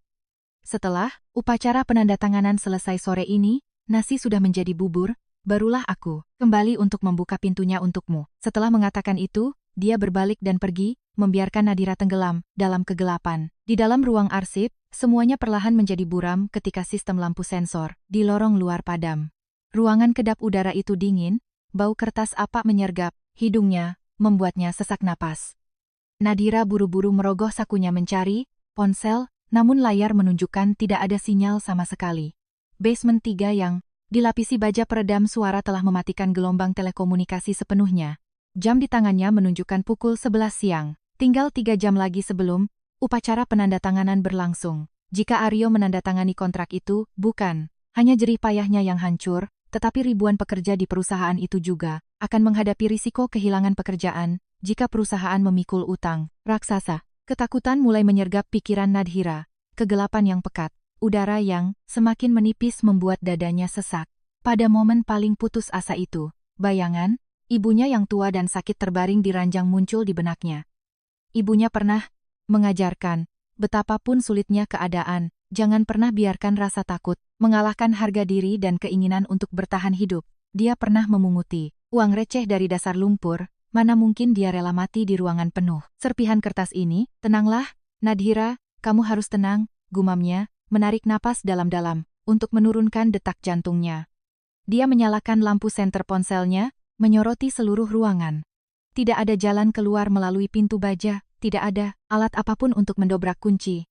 Semua yang ada hanya rak besi dan kertas. Matanya menyapu cepat ke langit-langit, dan cahayanya berhenti pada ventilasi. Udara kecil berbentuk persegi di dekat tepi plafon, ditutupi kisi-kisi besi, berkarat. Itu adalah satu-satunya jalan keluar yang terhubung dengan saluran udara menuju lorong luar. Nadhira menyeret sebuah rak besi mendekat ke dinding, mengabaikan goyangannya. Dia memanjat ke atas rak, mengulurkan tangan menyentuh kisi-kisi besi. Itu dikencangkan dengan sekrup yang sudah lama tak dilepas. Dia tidak punya obeng, tidak punya tang. Matanya dengan liar mencari di sekeliling. Dia melompat turun, membongkar tumpukan arsip lama, hingga akhirnya menemukan klip binder baja besar, jenis yang digunakan untuk mengikat buku tebal. Menggunakan kekuatan keputusasaan, Nadhira mematahkan klip itu, mengubahnya menjadi bilah logam tipis. Dia kembali memanjat rak, menyelipkan bilah logam itu ke celah sekrup yang berkarat, lalu berusaha keras memutarnya. Waktu terus merayap menit demi menit tanpa ampun. Ruangan yang pengap membuat keringat bercucuran membasahi kemejanya. Kedua tangan yang biasanya hanya memegang pena, kini harus mengerahkan tenaga untuk memutar sekrup berkarat. 1 sekrup, 2 sekrup, Tepi besi mengiris tangannya, darah merembes, menetes, ketumpukan berkas di bawahnya, tetapi dia tidak merasakan sakit. Di kepalanya, hanya ada satu pikiran, dia harus keluar, dia harus mencegah jebakan yang bersiap menelan pria yang telah mengulurkan tangan menyelamatkan hidupnya. Suara detak jam berpadu dengan napas Nadhira yang terengah-engah dalam kegelapan. 13,45. Pintu perangkap raksasa perlahan turun. Akankah tangan yang berdarah itu sempat merobek kegelapan untuk kembali ke cahaya, atau kebenaran akan selamanya terkubur di ruang arsip yang dingin ini? Suasana di ruang perjamuan utama di lantai paling atas Cakrawala Group saat ini begitu formal dan megah hingga membuat napas tertahan. Meja penandatanganan dari kayu solid dilapisi taplak beludru. Pena-pena berlapis emas telah diletakkan pada posisinya. Di sekeliling, puluhan lensa media berkedip tak henti-hentinya, menunggu momen bersejarah jabat tangan abad ini antara Cakrawala Group dan raksasa dari Eropa Utara. Aryo Kusuma berdiri tegak dalam setelan hitam pekat, auranya tenang dan agung. Namun tersembunyi jauh di dalam matanya yang tajam adalah kegelisahan yang sulit dijelaskan. Dia terus-menerus melihat jam tangannya. 13,55. Upacara akan segera dimulai, tetapi sosok wanita yang anggun dan tenang yang selalu berdiri di sampingnya pada momen-momen terpenting, tidak terlihat dimanapun. Karina, di mana konsultan Nadhira? Kenapa dia belum hadir jam segini? Aryo menoleh, memelankan suaranya bertanya pada direktur wanita yang berdiri di sampingnya dengan senyum yang terlalu lebar. Karina berusaha menyembunyikan rasa bersalahnya, menjawab dengan ekspresi santai. Maaf, Presdir. Tadi Nona Nadhira melapor pada saya bahwa dia tiba-tiba merasa tidak enak badan, mungkin karena terlalu lelah bekerja, jadi dia izin pulang untuk beristirahat. Dia bilang semua dokumen telah saya tinjau dengan cermat, jadi Presdir bisa tenang. Aryo mengernyit. Ketidakhadiran mendadak ini sama sekali tidak sesuai dengan gaya kerja Nadhira yang sangat disiplin dan bertanggung jawab. Insting seseorang yang malang melintang di dunia bisnis memberitahunya ada yang tidak beres. Namun, musik sambutan telah dimainkan. Perwakilan mitra melangkah menuju meja penandatanganan dengan senyum persahabatan. Dia tidak bisa mundur sekarang. Dia terpaksa menarik kursi dan duduk di posisinya. Di saat yang sama, jauh di bawah sana di lantai basement 3, klak, bunyi nyaring, memekakan telinga terdengar. Sekrup terakhir akhirnya lepas. Nadhira, dengan tangan berlumuran darah, 10 jari yang lecet dan bengkak, mendorong kisi-kisi besi berkarat itu hingga jatuh ke lantai. Tanpa ragu sedetik pun, dia mengerutkan bahunya, berjuang merayap melalui saluran udara yang sempit, penuh debu dan sarang laba-laba. Saluran seng yang dingin bergesekan dengan kulitnya, tetapi dia menggigit giginya merangkak menuju cahaya yang redup. Beberapa menit kemudian, dia menjatuhkan dirinya ke lorong di luar, lututnya membentur lantai batu yang dingin, tetapi dia langsung memaksakan diri untuk berdiri. Seluruh tubuh Nadhira saat ini tertutup debu abu-abu, kemejanya sobek, di beberapa bagian, darah dari telapak tangannya menetes. Dia tampak tak ubahnya, seperti seseorang yang baru saja lolos dari kematian. Di tangannya, ia memeluk erat lampiran dokumen asli yang ia temukan. Dia berlari menuju lift, tetapi menyadari kartu akses karyawannya telah jatuh, entah kemana di dalam kegelapan. Tanpa ragu, Nadhira berbelok berlari, mati-matian menuju tangga darurat. Dari basement 3 menuju lantai 30 ruang perjamuan adalah jarak yang tampaknya akan menguras habis tenaga manusia, tetapi dia terus berlari menaiki anak tangga demi anak tangga. Jantungnya berdetak liar, seolah ingin meledakkan dadanya. Napasnya terengah-engah membakar tenggorokannya, tetapi kakinya tidak berhenti. Shesetian, di dalam ruang perjamuan, perwakilan mitra telah selesai menandatangani bagiannya. Dia tersenyum, mendorong dokumen bersampul kulit itu ke arah Aryo. Semua lampu kilat kamera mengarah pada sang miliarder muda. Karina berdiri di sampingnya, kedua tangannya saling terkait, berusaha menahan rasa puas yang membuncah. Hanya dengan sentuhan pena itu di atas kertas, dia akan menjadi pahlawan proyek. Sementara pelayan murahan itu akan terlupakan selamanya. Aryo mengambil pena emasnya. Ujung penanya baru saja menyentuh permukaan kertas, rasa gelisah yang memuncak menggulung di benaknya. Brak! Plak, pintu kayu solid ruang perjamuan didorong terbuka dengan kekuatan yang luar biasa. Bunyi benturan yang keras membuat semua orang di ruangan itu terlonjak. Puluhan lensa kamera seketika berbalik mengarah ke pintu. Aryo berhenti, mengangkat matanya. Dan kemudian, jantungnya seakan diremas. Berdiri di tengah ambang pintu yang lebar adalah Nadhira Ayunda. Dia terengah-engah, dadanya naik turun drastis, rambutnya yang selalu digelung rapi, kini berantakan. Wajahnya dipenuhi kotoran dan debu, kemejanya kusut dengan beberapa robekan. dan tangannya meneteskan darah merah pekat ke atas karpet. Beludru mewah. Namun terlepas dari penampilannya yang hancur, matanya bersinar, tajam seperti dewi perang yang baru saja kembali dari neraka. Berhenti, jangan ditandatangani. Suara Nadhira terdengar jernih, tajam, menembus semua kebisingan. Seluruh ruangan gempar. Wajah Karina pucat pasi. Dia mundur dengan terbata-bata, tak mengerti mukjizat macam apa yang membuat Nadhira bisa keluar dari ruangan kedap udara itu. Satpam. Mana Satpam? Seret dia keluar. Dia gila, mengganggu acara penting, perusahaan. Karina menjerit panik, berniat memanggil penjaga, namun Aryo sudah lebih dulu berdiri. Dia membanting penanya ke atas meja, mengambil langkah panjang dan mantap, menembus kerumunan, berjalan lurus menuju Nadhira. Dia mengangkat tangannya, memberi isyarat agar penjaga berhenti. Tatapannya tidak mengandung kemarahan, karena acaranya kacau, melainkan hanya kepedihan mendalam saat melihat luka berdarah di tubuhnya. Ada apa, Nadhira? Siapa yang membuatmu jadi seperti ini? Suara sang miliarder merendah. Lembut dan penuh perlindungan, sangat berbeda dari sikap dinginnya, yang biasa. Nadhira tidak memedulikan tatapan ratusan orang. Dia mengangkat tinggi-tinggi, dokumen lampiran yang sudah kusut di tangannya, melangkah menuju meja perundingan. Menatap lurus pada perwakilan mitra. Lalu, di hadapan keterkejutan semua orang, dia melontarkan serangkaian bahasa Eropa Utara yang fasih, tegas, dan lantang, bergema ke seluruh ruangan besar. Dia menerjemahkan langsung setiap kata, dalam klausul jebakan, menganalisis, dengan sangat rinci struktur tata bahasa kuno yang digunakan untuk memutarbalikkan arti dari berbagi kerugian menjadi menanggung risiko secara independen. Dia menunjukkan perbedaan halus antara draft teks yang diajukan mitra dengan dokumen asli yang dilampirkan, yang kini ada di tangannya. Melalui argumen hukum internasional yang akurat dan pemahaman mendalam tentang hukum perdagangan, dia membuktikan bahwa klausul ini merupakan pelanggaran transparansi yang fatal, sebuah tindakan penipuan terencana untuk menjatuhkan miliaran dolar kerugian ke kepala mitra. Wajah perwakilan asing yang semula percaya diri seketika menjadi pucat pasi, keringat mengucur deras. Mereka tidak pernah menyangka bahwa di negara timur yang jauh ini ada seseorang yang begitu menguasai bahasa kuno dan hukum lokal. Mereka hingga mampu menelanjangi konspirasi licik ini sepenuhnya. Dihadapkan pada bukti tak terbantahkan dan argumen tanpa celah dari Nadhira, delegasi mitra tidak bisa mengucapkan sepatah kata pembelaan pun. Mereka terpaksa menundukkan kepala menanggung malu, buru-buru mengemasi dokumen mereka, dan meninggalkan ruangan dalam kehinaan yang luar biasa. Ruang perjamuan menjadi riuh. Semua mata kini tertuju pada Karina. Direktur, wanita itu berdiri gemetar di sudut ruangan, menyadari bahwa karier dan kehormatannya telah sepenuhnya terkubur di bawah abu keserakahan dan kecemburuannya sendiri. Aryo berdiri di sana, matanya menyaksikan kepanikan pihak mitra, lalu kembali menatap gadis kurus yang berdiri terengah-engah di hadapannya. Dadanya bergemuruh oleh emosi kuat yang belum pernah ia rasakan. Gadis ini mengabaikan keselamatan dirinya sendiri, mengabaikan citranya, menggunakan tangan kosongnya untuk merobek kegelapan guna berpacu dengan waktu, hanya demi menyelamatkannya dan perusahaannya dari bencana. Aryo melepas jas luarnya yang dijahit dari bahan termahal, melangkah maju dan, dengan lembut, namun tegas menyampirkannya ke bahu Nadhira yang sedikit gemetar, karena dingin dan lelah.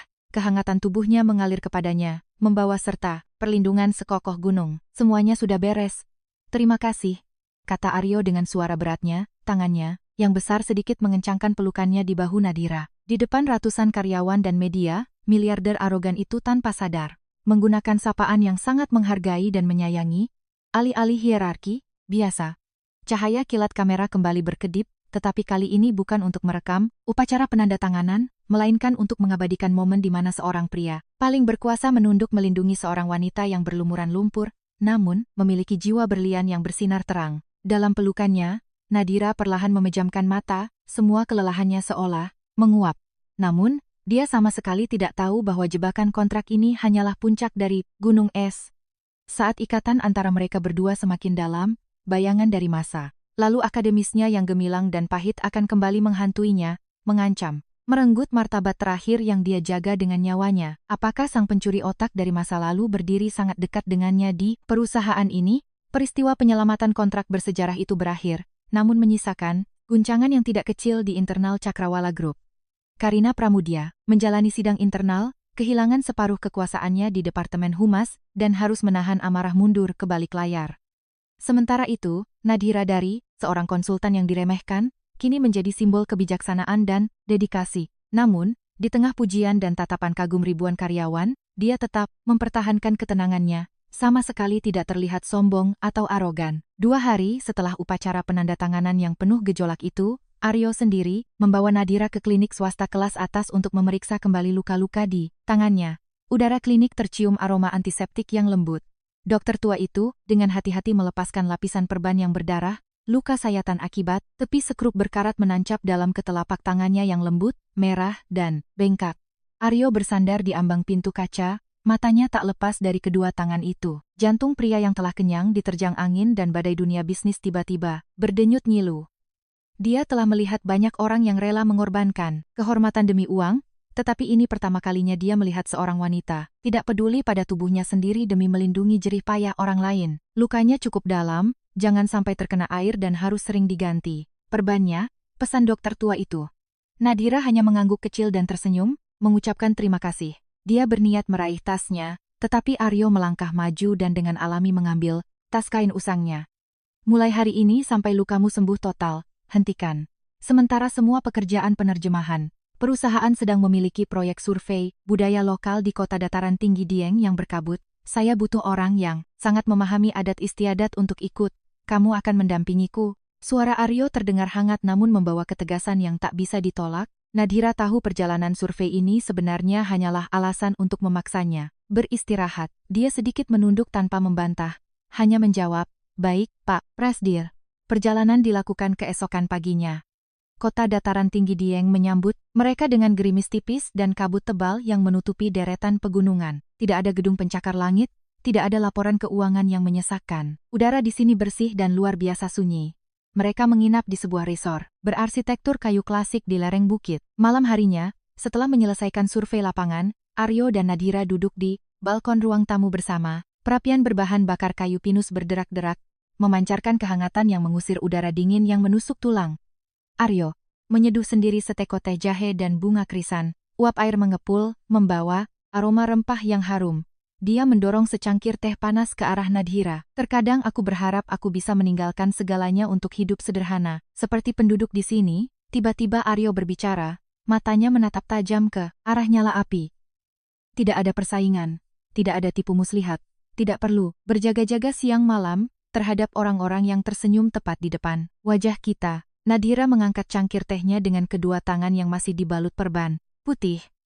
Dia meniup pelan uapnya dan menjawab, kedamaian tidak terletak pada tempat kita tinggal, tetapi pada bagaimana kita menghadapi dunia. Sebuah gunung yang tenang juga bisa menyembunyikan aliran sungai bawah tanah yang bergejolak. Anda telah memilih untuk berdiri di puncak, tentu Anda harus menerima angin yang paling membekukan. Aryo menoleh menatapnya, sudut bibirnya membentuk senyum getir.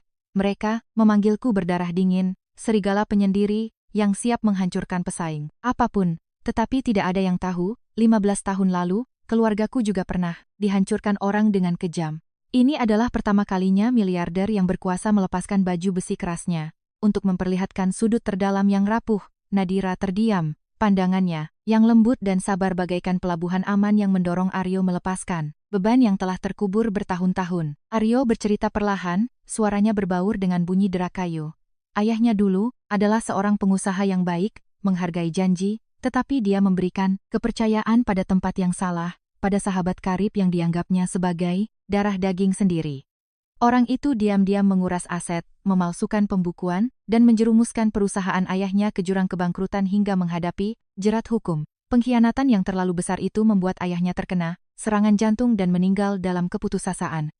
Ibunya yang tidak tahan, menerima syok kehilangan suami dan utang besar, yang jatuh dari langit, juga jatuh sakit dan meninggalkannya di dunia ini saat ia baru berusia 19 tahun. Aku membangun kembali dari nol, dari kebencian dan kepedihan yang tak tertahankan.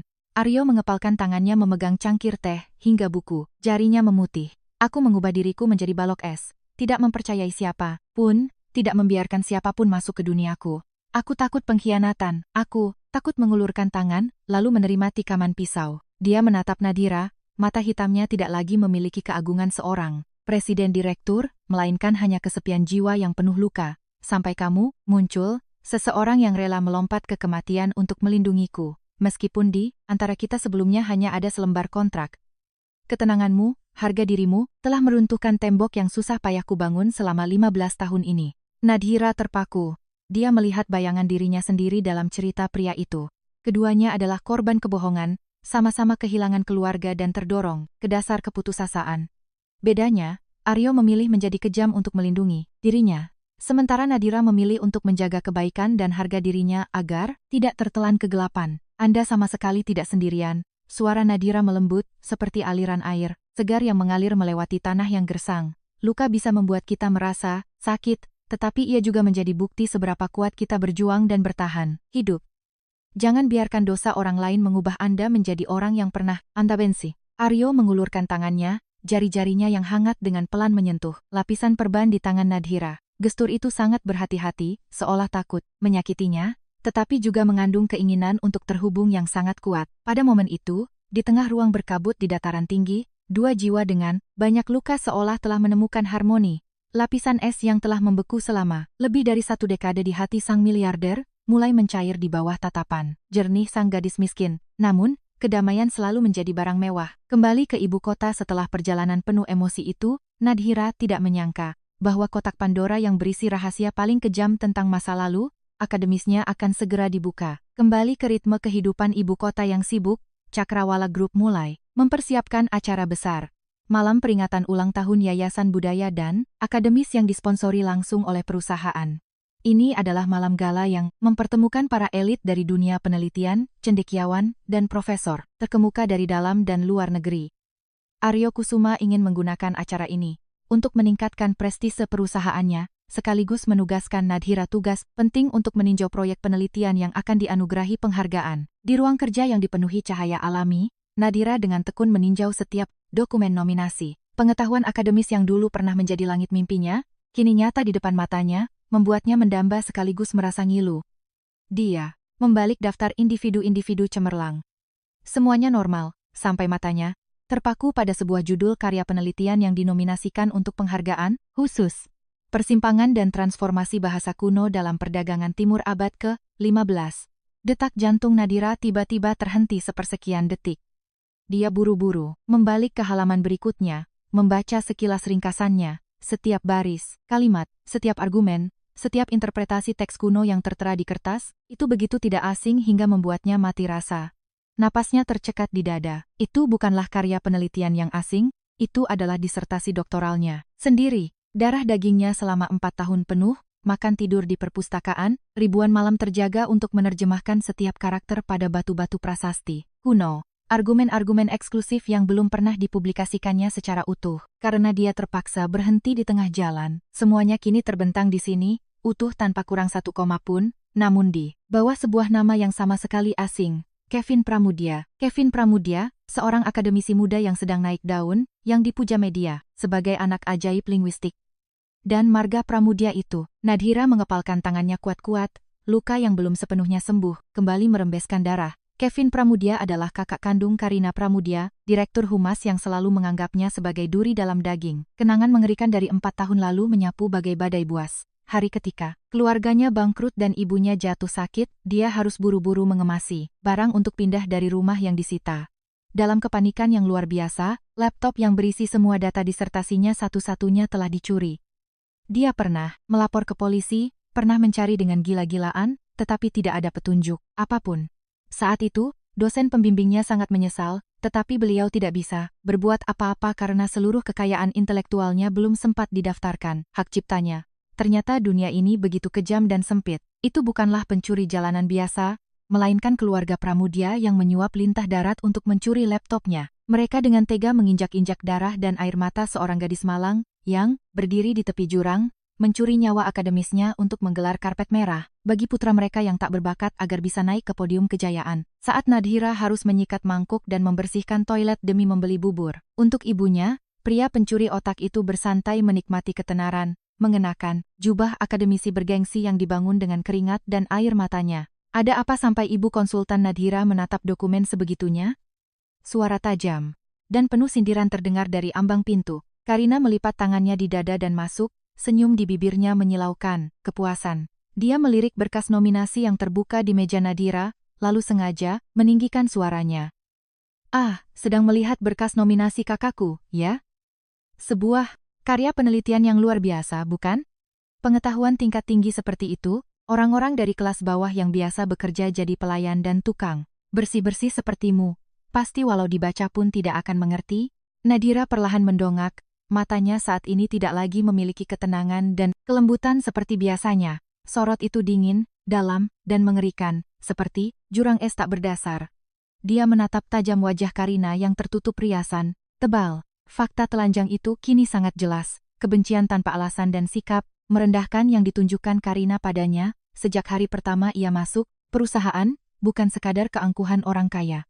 Itu bermula dari rasa bersalah, dari ketakutan, saat menyadari bahwa orang yang otaknya telah dicuri oleh keluarganya tiba-tiba muncul kembali dan bersinar terang. Pengetahuan tingkat tinggi yang Direktur Karina sebutkan. Nadhira mulai berbicara, nadanya rendah tetapi setajam pisau cukur.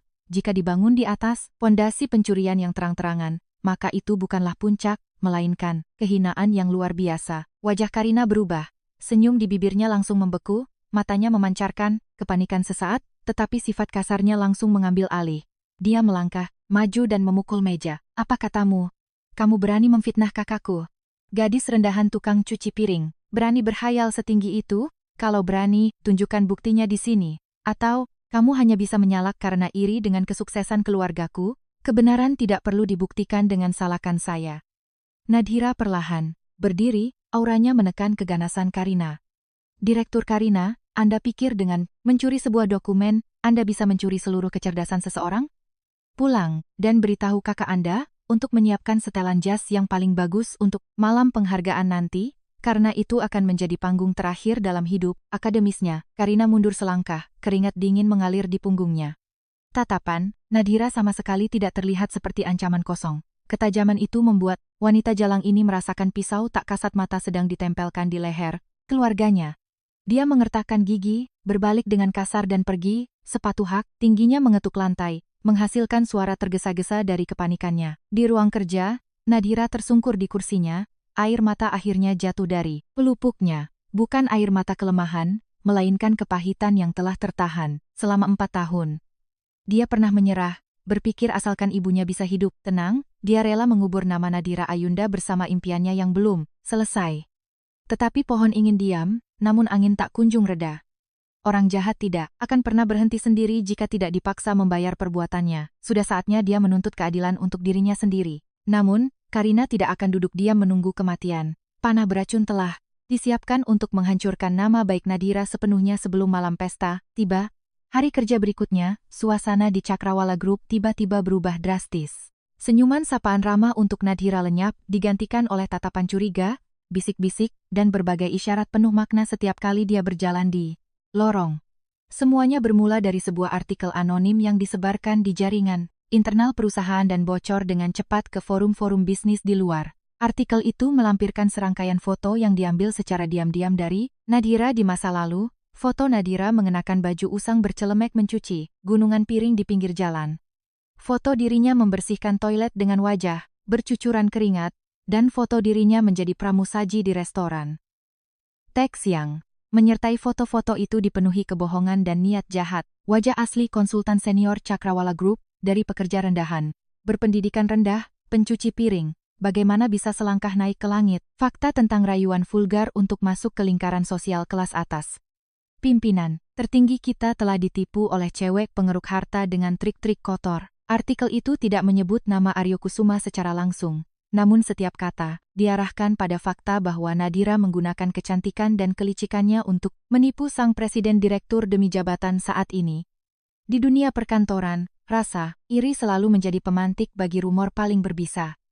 Orang lebih mudah mempercayai cerita buruk untuk menjatuhkan seseorang yang berdiri di posisi yang tak terjangkau oleh mereka, daripada mempercayai upaya yang luar biasa. Badai opini publik meledak dengan hebat. Orang-orang yang dulu menghormati Nadhira kini menatapnya dengan jijik. Ternyata cuma murahan penukar tubuh demi jabatan. Kelihatan suci begitu, padahal dulu kerjanya nyikat kloset. Menjijikkan. Pak Presdir pasti, diguna-guna atau dikasih pelet, kata-kata berbisa meluncur tanpa ragu. Ibarat pisau tak kasat mata yang mengiris harga diri manusia. Saat Aryo melihat artikel itu di meja kerjanya, dia begitu murka hingga menyapu bersih seluruh dokumen ke lantai. Matanya merah menyala oleh kemarahan. Dia tidak peduli betapa kerasnya masa lalu Nadhira, dia hanya merasa sakit hati luar Biasa melihat penderitaan yang harus ditanggung wanita itu kini ditarik keluar, untuk dijadikan bahan tertawaan dan senjata untuk menginjak-injak kehormatannya. Dia langsung memanggil kepala keamanan, memblokir seluruh sistem jaringan, memerintahkan penyelidikan segera terhadap alamat IP server yang menyebarkan artikel itu, menyiapkan surat pemecatan untuk karyawan manapun yang berani membicarakannya selama jam kerja, dan langsung meminta Departemen Legal bersiap menuntut tuduhan pencemaran nama baik. Tepat saat kemarahan sang miliarder meledak, pintu ruangannya terbuka perlahan. Nadhira masuk, sikapnya tetap tenang seolah tidak ada badai apapun di luar. "Bapak Presdir Aryo, tolong hentikan," Nadhira berbicara dengan tenang. Aryo menatapnya, kemarahannya segera berganti dengan kepedihan. Dia melangkah, mendekat, suaranya merendah penuh pelindungan. "Nadhira, kamu tidak pantas menanggung semua ini. Aku akan mencari siapa dalangnya. Aku akan membuat mereka membayar karena berani menghinamu. Aku akan mengumumkan semua gelar akademismu untuk membungkam mereka." Nadhira menggeleng pelan. Dia tersenyum, sebuah senyuman yang menembus kefanaan omongan orang. "Jika Anda melakukan itu, mereka hanya akan semakin percaya bahwa saya adalah orang yang Anda lindungi secara membabi buta. Membungkam orang dengan kekuasaan hanyalah solusi sementara. Penghormatan sejati harus dimenangkan oleh diri sendiri. Tapi kamu akan terluka." Tangan Aryo mengepal erat. "Aku tidak sanggup melihat mereka menginjakmu dengan kata-kata kotor itu. Masa lalumu sebagai buruh kasar, tidak ada yang memalukan. Itu adalah pengorbanan paling agung yang pernah aku tahu. Mereka tidak berhak menghakimimu." Nadhira menatap lurus ke dalam mata pria itu yang penuh rasa sakit. Dia mengerti perasaan Aryo untuknya, dan kehangatan itu memberinya kekuatan tak terlihat. "Saya tidak menganggap masa lalu saya memalukan. Mencuci piring, menyapu, atau membersihkan toilet untuk mendapatkan uang halal menghidupi ibu saya bagi saya, itu adalah medali kehormatan. Orang-orang yang menyindir sayalah yang patut dikasihani karena jiwa mereka terlalu sempit." Dia melangkah lebih dekat, tatapannya menjadi tajam dan mantap. "Saya tahu siapa yang menyebarkan artikel ini. Itu Karina Pramudia. Dia sedang panik. Dia ingin menggunakan opini publik untuk menodai saya, sehingga apa yang saya katakan nanti tidak akan ada nilainya lagi, demi menutupi kejahatan pencurian intelektual keluarganya." Suara Nadhira merendah, setiap kata diucapkan tegas seperti paku yang ditancapkan. "Jangan turunkan artikel itu. Biarkan saja badai opini publik meraung-raung hingga puncaknya. Biarkan semua orang percaya bahwa saya hanyalah orang rendahan yang tak berpendidikan. Semakin musuh berpuas diri, mereka akan semakin ceroboh. Malam perayaan besok, saat seluruh tokoh besar dunia akademis hadir, itu akan menjadi panggung paling sempurna bagi saya untuk melepas topeng mereka. Saya tidak butuh Anda menggunakan kekuasaan untuk melindungi saya. Saya hanya minta satu bantuan dari Anda. Berikan saya kesempatan untuk berdiri di panggung, itu sebagai seorang cendekiawan." Melihat kilatan tekad di mata wanita di depannya, Aryo tiba-tiba menyadari bahwa Nadhira bukanlah bunga lemah yang membutuhkan rumah kaca. Dia adalah burung phoenix yang bersiap untuk bangkit dari abunya. Keagungan, kecerdasan, dan harga dirinya bersinar begitu terang sehingga Aryo hanya bisa berdiri diam, kagum, dan terpesona. Aryo tersenyum kecil, kemarahannya lenyap digantikan oleh kepercayaan mutlak. "Baik. Panggung besok malam adalah milikmu. Apapun hasilnya, ingatlah, akan selalu ada aku yang berdiri di belakangmu." Malam turun, badai rumor di internet masih bergulung-gulung. Di sebuah apartemen mewah, Karina mengangkat gelas anggur, bersulang dengan kakak laki-lakinya, Kevin Pramudia. Mereka percaya diri bahwa gadis miskin itu telah benar-benar tenggelam di dasar lumpur, tidak akan pernah punya kesempatan untuk mengangkat kepalanya lagi. Namun, mereka tidak tahu bahwa kegelapan yang paling pekat selalu menjadi persiapan untuk fajar yang paling gemilang dan menyilaukan. Malam pesta mendatang bukanlah upacara penghargaan, melainkan ruang sidang penghakiman yang kejam, di mana intelektualitas yang sesungguhnya akan menjatuhkan hukuman yang setimpal kepada para pencuri tak tahu malu. Aula megah Hotel Bintang 5 paling bergengsi di Jakarta malam itu berkilauan oleh cahaya lampu kristal, bagai galaksi miniatur yang ditarik ke bumi. Alunan piano berpadu dengan dentingan gelas kristal yang saling bersentuhan, menciptakan musik latar yang sempurna untuk malam peringatan Yayasan Budaya dan Akademis Cakrawala Group. Berjalan di atas karpet beludru merah pekat adalah tokoh-tokoh paling berpengaruh, dari para konglomerat pemegang urat nadi ekonomi, hingga para profesor beruban, mewakili kaum intelektual elit nasional maupun internasional. Karina Pramudia tampil memukau dengan gaun sutra model putri duyung berwarna emas, menggandeng sang kakak, Kevin Pramudia. Wajah Kevin memancarkan aura, intelek yang dipoles saksama dengan kacamata berbingkai emas dan setelan jas mahal. Ia tertawa, berulang kali menunduk menerima ucapan selamat dari para tamu. Kehormatan. Di mata semua orang, Kevin malam itu adalah bintang paling terang, sang anak ajaib linguistik yang akan segera naik ke podium kehormatan bersama mahakaryanya. Karina menyapukan pandangannya ke kerumunan, sudut bibirnya menyeringai puas. Selama 2 hari terakhir, artikel fitnah terhadap Nadira menyebar dengan kecepatan tinggi. Dia yakin orang yang berlatar belakang rendah dan sedang menanggung cibiran puluhan ribu orang, pasti sedang bersembunyi di kontrakan. Kumuhnya, menangis dalam kehinaan, dan tidak akan berani menunjukkan wajahnya di tempat terhormat seperti ini. Namun, senyum Karina mendadak membeku. Dari arah pintu utama, 2 daun pintu kayu ek yang berat dibuka dengan hormat oleh pelayan.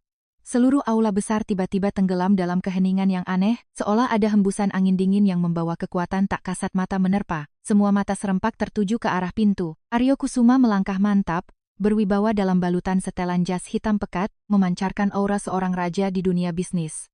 Dan tepat di sampingnya, menggandeng tangannya dengan sangat alami dan tenang, adalah Nadhira Ayunda. Nadhira tidak mengenakan gaun malam berpotongan rumit atau bertatahkan berlian, yang menyilaukan mata. Nadhira memilih untuk mengenakan kebaya sutra berwarna hijau zamrud, murni dan elegan layaknya embun pagi di puncak gunung. Rambut hitam panjangnya disanggul rapi dengan tusuk konde mutiara sederhana. Tanpa perhiasan mewah, tanpa riasan tebal, namun kesederhanaan murni itu menonjolkan aura kebanggaan. Sebuah kecantikan intelek yang mendalam yang tidak bisa digantikan oleh barang bermerek apapun. Bisik-bisik mulai terdengar dari meja-meja perjamuan. Bukankah dia tukang bersih-bersih yang sedang viral di internet itu? Kenapa Presdir Aryo terang-terangan membawanya ke acara akademis sebesar ini? Benar-benar luar biasa, tukang toilet berani bersanding dengan kalangan elit. Kata-kata kejam melayang di udara, namun Nadhira tidak berkedip. Punggungnya tetap lurus, langkahnya tidak gentar sedikit pun. Aryo sedikit mengencangkan lengannya di mana Nadhira memegang, sebuah konfirmasi diam-diam bahwa meskipun seluruh dunia membelakangi Nadhira, dia akan tetap berdiri melindunginya. Melihat pemandangan yang menyakitkan mata itu, Karina mengertakkan giginya, rasa iri menutupi akal sehatnya. Ia berbisik ke telinga kakaknya, lalu keduanya membawa gelas anggur, dengan sengaja melangkah menuju Aryo dan Nadhira. Di sekitar mereka saat ini berdiri beberapa profesor mancanegara terkemuka di bidang bahasa kuno. Karina ingin menggunakan tangan para tamu kehormatan ini untuk melepas topeng Nadhira dan mempermalukannya hingga ke akar-akarnya di depan umum. Selamat malam, Presdir Aryo, suara Karina terdengar nyaring. Ia dengan sengaja berbicara dalam bahasa Barat, Eropa, yang sangat cepat dan dipenuhi slang untuk pamer. Sungguh mengejutkan Anda membawa konsultan Nadhira kemari. Saya pikir, setelah desas-desus tidak enak tentang latar belakang pekerjaannya yang rendahan, dia akan merasa rendah diri berdiri di antara para akademisi yang brilian ini. Wajah Aryo berubah dingin, matanya setajam pisau dan baru saja hendak berbicara, tetapi Nadhira dengan lembut menyentuh tangannya untuk mencegahnya. Nadhira melangkah maju setengah langkah, menghadap Karina. Dengan menggunakan bahasa yang sama persis seperti yang digunakan Karina, tetapi dengan nada aristokrat yang sempurna dan penggunaan kosakata akademis yang sangat elegan, Nadhira berkata, ilmu pengetahuan adalah samudra yang luas, Direktur Karina. Orang-orang yang benar-benar berilmu akan melihat kedalaman dasar laut, bukan menilai dari jenis kayu apa perahu itu dibuat. Hanya mereka yang berdiri di pantai dan belum pernah menyentuh air yang dengan bising mengejek mereka yang sedang mengarungi badai. Wajah Karina memerah. Ia tidak menyangka Nadhira akan menggunakan bahasa yang sulit ini untuk membalas dengan begitu tajam. Tak mau kalah, ia beralih ke seorang profesor tua dengan jenggot putih seputih salju yang berdiri di dekat sana, memperkenalkannya dengan nada menyindir. Profesor, Nona ini dulu bekerja membersihkan toilet dan mencuci piring, tetapi sekarang ditunjuk sebagai konsultan bahasa kami. Tentu dia memiliki metode penelitian yang sangat khusus. Mendengar terjemahan Karina, profesor tua itu sedikit mengernyit. Tampaknya tidak senang dengan sikap arogan direktur itu. Ia menoleh untuk menasihati Nadhira, tetapi saat matanya menyentuh wajah ayu Nadhira, mata tuanya dibalik, kacamata tebal terbelalak lebar. Tangannya yang memegang gelas anggur bergetar, hebat. Dia melangkah maju, suaranya parau karena emosi yang memuncak, dan menggunakan salah satu dialek Eropa Utara yang sangat langka. Astaga, apakah ini Anda? Mahasiswa tanpa nama yang mengirimiku, terjemahan penguraian teks kuno 4 tahun lalu? Nadhira Ayunda, kelompok orang di sekitar termasuk Karina dan Kevin, berdiri mematung. Mereka tidak mengerti bahasa apa yang diucapkan oleh profesor paling dihormati malam itu, apalagi memahami mengapa dia begitu terharu hingga meneteskan air mata di hadapan seorang gadis yang diisukan sebagai buruh rendahan. Nadira tersenyum, matanya berkaca-kaca. Dengan menggunakan bahasa dialek kuno, yang sama langkahnya, dia menundukkan kepala dengan hormat untuk membalas sang guru. Ini saya, Profesor. Maafkan saya karena menghilang tanpa kabar selama 4 tahun ini. Hari ini saya telah kembali untuk menyelesaikan disertasi saya. Yang terbengkalai, penghormatan dari profesor terkemuka itu bagai tamparan tak kasat mata yang mendarat tepat di wajah kakak beradik Pramudia. Kepanikan mulai merayap di pikiran Kevin, keringat dingin membasahi dahinya. Karena tepat pada saat itu, lampu panggung berubah menjadi merah menyala, dan pembawa acara dengan suara menggelegar mengundang akademisi Kevin Pramudia untuk naik ke panggung dan mempresentasikan mahakaryanya. Sebuah panggung yang megah telah disiapkan, tetapi itu bukanlah podium kemenangan, melainkan tiang gantungan bagi para pencuri otak. Aula luas itu diselimuti cahaya lembut, semua perhatian terpusat ke tengah panggung. Di sanalah Kevin Pramudia melangkah naik dengan gaya angkuh dan berpuas diri. Ia merapikan mikrofon di kerahnya, berdeham, lalu mulai berbicara, berbusa-busa tentang proyek penelitiannya.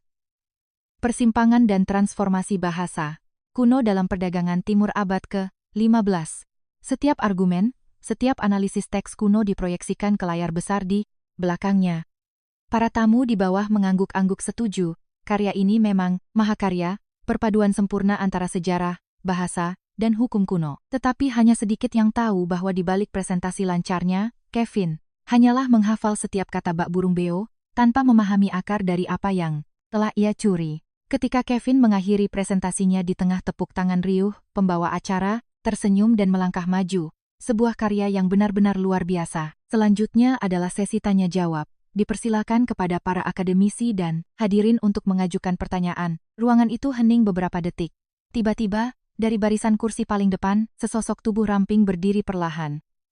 Itu adalah Nadhira Ayunda dalam balutan kebaya sutra hijaunya. Ia melangkah mantap, gemulai menuju mikrofon khusus tamu.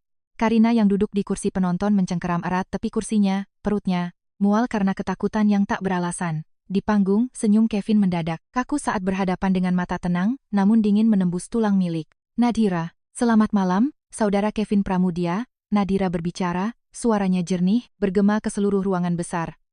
Presentasi yang sangat mengesankan. Namun, sebagai seseorang yang juga menaruh perhatian mendalam di bidang ini, saya memiliki satu pertanyaan kecil yang ingin saya ajukan. Ratusan pasang mata yang penasaran tertuju pada gadis yang menjadi pusat badai opini publik tersebut. Aryo duduk menyilangkan tangan di posisi kehormatan, sudut bibirnya menyunggingkan senyum menunggu. Nadhira menatap lurus ke layar yang menampilkan halaman kesimpulan proyek, lalu berbicara lantang. Di bab 3 bagian 2, Anda menganalisis tentang sistem karakter kuno yang digunakan dalam perjanjian dagang wilayah pesisir. Anda menerjemahkan frasa angin laut tak menentu menjadi amukan badai penghancur. Terjemahan ini sangat puitis, tetapi saya ingin bertanya, berdasarkan sistem kamus kuno apa Anda menerjemahkan frasa tersebut, dan mengapa dalam seluruh 98 halaman karya ini, ada total 11 kesalahan tata bahasa yang sistematis, yang diulang secara sengaja? Pertanyaan itu seperti batu besar yang dilempar ke danau yang tenang. Aula mulai riuh. Kevin yang berdiri di atas podium mulai bercucuran keringat sebesar biji jagung. Dia hanya menerima naskah final dari pencuri, mana dia tahu sistem referensi apa yang digunakan, apalagi soal kesalahan yang disengaja. Kamu jangan bicara sembarangan. Kevin tergagap, mencoba mempertahankan citranya. Ini adalah hasil jerih payah saya. Tidak ada kesalahan apapun.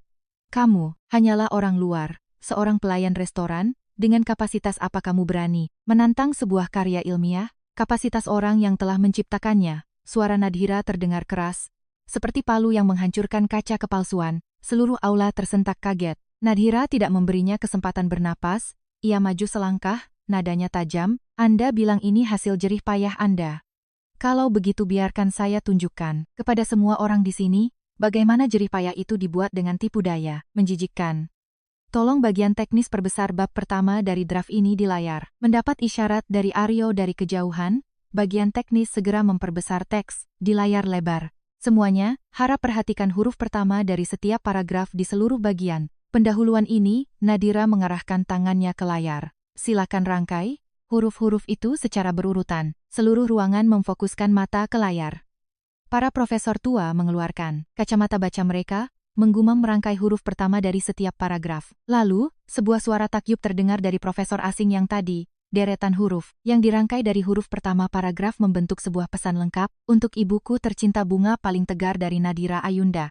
Sebuah teknik perlindungan hak cipta akrostik yang klasik dan sangat canggih, disembunyikan dalam struktur teks yang hanya diketahui oleh penulisnya sendiri. Belum selesai, lanjut Nadira. Matanya kini bagai obor menyala yang membakar. Sang penipu. Dan tentang 11 kesalahan tata bahasa yang saya sebutkan tadi, sebenarnya itu adalah semacam sandi kuno dari Asia Tengah. Jika diurutkan ke bawah, kesalahan-kesalahan itu menunjukkan tanggal, bulan, dan tahun kelahiran saya. Saudara Kevin Pramudia, bisakah Anda menjelaskan bagaimana tanggal lahir? Saya bisa terpampang nyata di dalam penelitian jerih payah Anda. Wajah Kevin saat ini tidak lagi pucat, tetapi sudah abu-abu layaknya abu pembakaran. Kedua kakinya bergetar hebat, ia mundur beberapa langkah, mulutnya ternganga tanpa bisa mengeluarkan suara. Kebenaran telah diungkapkan secara telanjang, menyakitkan, dan tanpa celah sedikit pun untuk mengelak. Ia hanyalah seorang pencuri yang menyedihkan. Di kursi penonton, Karina menutup wajahnya, rasa malu yang luar biasa membuatnya hanya ingin lenyap dari dunia ini. Tatapan yang dulunya memuja keluarganya kini berubah menjadi kebencian dan kejijikan hingga ke tulang. Tepat pada saat itu, pintu aula kembali terbuka. Tim keamanan dari Cakrawala, grup bersama perwira polisi melangkah masuk. Aryo berdiri, mengancingkan setelannya. Tatapan dinginnya menyapu kakak beradik Pramudia. Cakrawala Group tidak punya tempat bagi penipu dan pencuri. Polisi sudah memegang bukti bahwa keluarga kalian menyuap rentenir untuk merampas laptop pribadi Nona Nadira Ayunda 4 tahun lalu. Tindakan fitnah dan pencemaran nama baik di media sosial selama beberapa hari terakhir juga telah didokumentasikan sepenuhnya. Suara Aryo berat namun membawa beban vonis akhir. Mulai hari ini, semua jabatan Karina Pramudia dicabut. Kalian akan menghadapi hukum atas kejahatan yang kalian lakukan. Kakak beradik Pramudia dikawal keluar oleh pihak berwenang diiringi sorakan dan tatapan jijik dari seluruh kaum elit. Badai gosip yang jahat akhirnya sirna, memberikan ruang bagi cahaya kebenaran dan keadilan.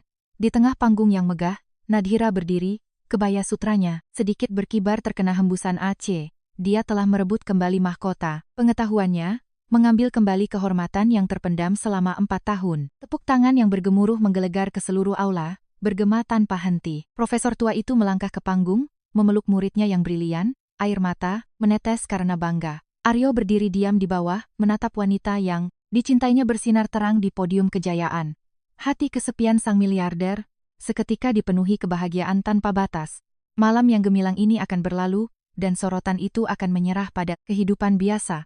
Kini, yang paling ia inginkan bukan mempertahankan gadis itu di dalam sangkar emas perusahaan, melainkan kembali bersamanya ke titik awal, melepaskan semua cangkang pelindung, dan saling berhadapan dengan bagian paling nyata dan sederhana dari seorang manusia. Badai pada akhirnya tenggelam menjadi masa lalu. Kisah tentang calon doktor perempuan yang menyembunyikan diri dalam identitas tukang bersih-bersih miskin, lalu bangkit menyingkap si pencuri otak, telah menjadi legenda di kalangan akademis ibu kota. Nama Nadira Ayunda dipulihkan, kata-kata fitnah dicabut, dan digantikan dengan kekaguman mutlak. Namun, cahaya kejayaan itu tidak mengubah esensi dirinya.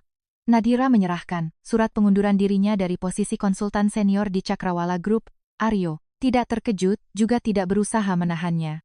Dia mengerti bahwa langit Nadira adalah teks-teks kuno, bukan dunia korporat yang penuh pertikaian. Utang ayah tirinya yang brengsek telah diselesaikan secara hukum. Dia tidak lagi memikul beban keuangan yang memaksanya hidup bertentangan dengan hasratnya. Di suatu sore di akhir pekan, langit cerah, Nadira sedang sibuk memasak sup jamur di kamar kontrakan kecilnya di pinggiran kota.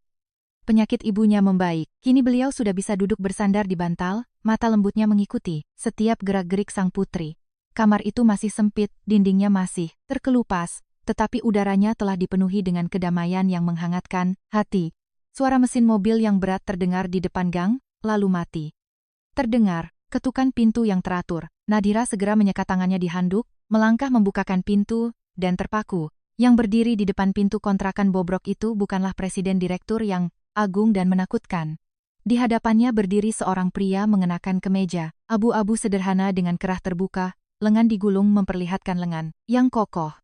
Di tangannya, dia tidak membawa kontrak bernilai miliaran, melainkan sekeranjang buah segar dan suplemen yang dibungkus rapi. Bapak, untuk apa datang ke sini? Nadhira ragu-ragu, pipinya tanpa sadar. Merona, mengunjungi calon kekasihku, apakah aku butuh alasan? Aryo tersenyum, senyuman yang lembut dan hangat. Dia melangkah masuk ke ruangan sempit itu dengan santai, sama sekali tidak merasa ragu di ruang yang lembab tersebut. Aryo dengan hormat berjalan mendekati ranjang, membungkuk sopan menyapa ibu, Nadhira. Suaranya berat dan hangat, membawa rasa hormat mutlak kepada orang tua, wanita yang ia cintai. Meski ibunya belum bisa berbicara dengan jelas, namun, matanya berkaca-kaca, sudut bibirnya membentuk senyum kepuasan. Aryo tidak duduk diam sebagai tamu asing.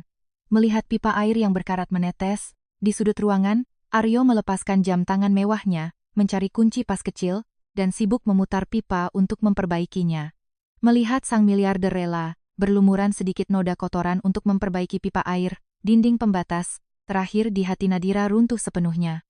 Dia tiba-tiba menyadari bahwa apa yang membuatnya bergetar bukanlah kekuasaan yang dimiliki pria itu, melainkan ketulusan yang luar biasa dalam kerendahan hatinya. Makan malam disajikan di atas meja plastik yang sudah usang, tidak ada piring, porselen berlis emas, tidak ada gelas kristal, hanya ada sup jamur yang mengepul, sayur asem, dan sepanci ikan bumbu kuning yang sederhana. Aryo duduk bersila di kursi plastik pendek, wajahnya berseri-seri dengan kebahagiaan sejati. Dengan tangannya sendiri, dia melepaskan duri-duri ikan, meletakkan daging yang lembut ke dalam mangkuk ibu Nadhira, lalu mengambilkan sepotong jamur panas untuk Nadhira. Sudah sangat lama aku tidak merasakan makanan dengan rasa masakan rumah, Aryo berbicara. Dulu meja makan rumahku sangat luas, penuh dengan makanan lezat yang aneh-aneh, tetapi terasa dingin karena kekurangan orang.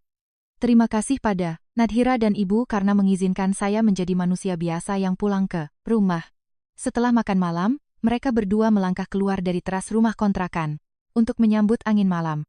Cahaya lampu jalanan kuning menyinari, memantulkan bayangan mereka yang memanjang di tanah yang sedikit basah. Aryo berdiri menghadap Nadhira, menatap dalam ke mata tenangnya, dan dengan lembut merapikan sehelai rambut yang jatuh di dahi gadis itu. Nadhira, aku dulu berpikir bahwa pria hanya membutuhkan kekuasaan dan uang untuk bisa melindungi wanita yang dia cintai. Tetapi berdiri di depanmu, semua hal glamor itu tidak ada artinya. Kamu tidak butuh seorang presiden direktur yang menggelar karpet emas. Kamu hanya butuh pria yang tahu bagaimana menghargai kecerdasanmu, mau berbagi kepahitan, dan makan semangkuk sup panas bersamamu. Mengatakan hal itu, dia perlahan mengeluarkan sesuatu dari tas kertasnya. Bukan kotak beludru merah, bukan juga berlian yang berkilauan.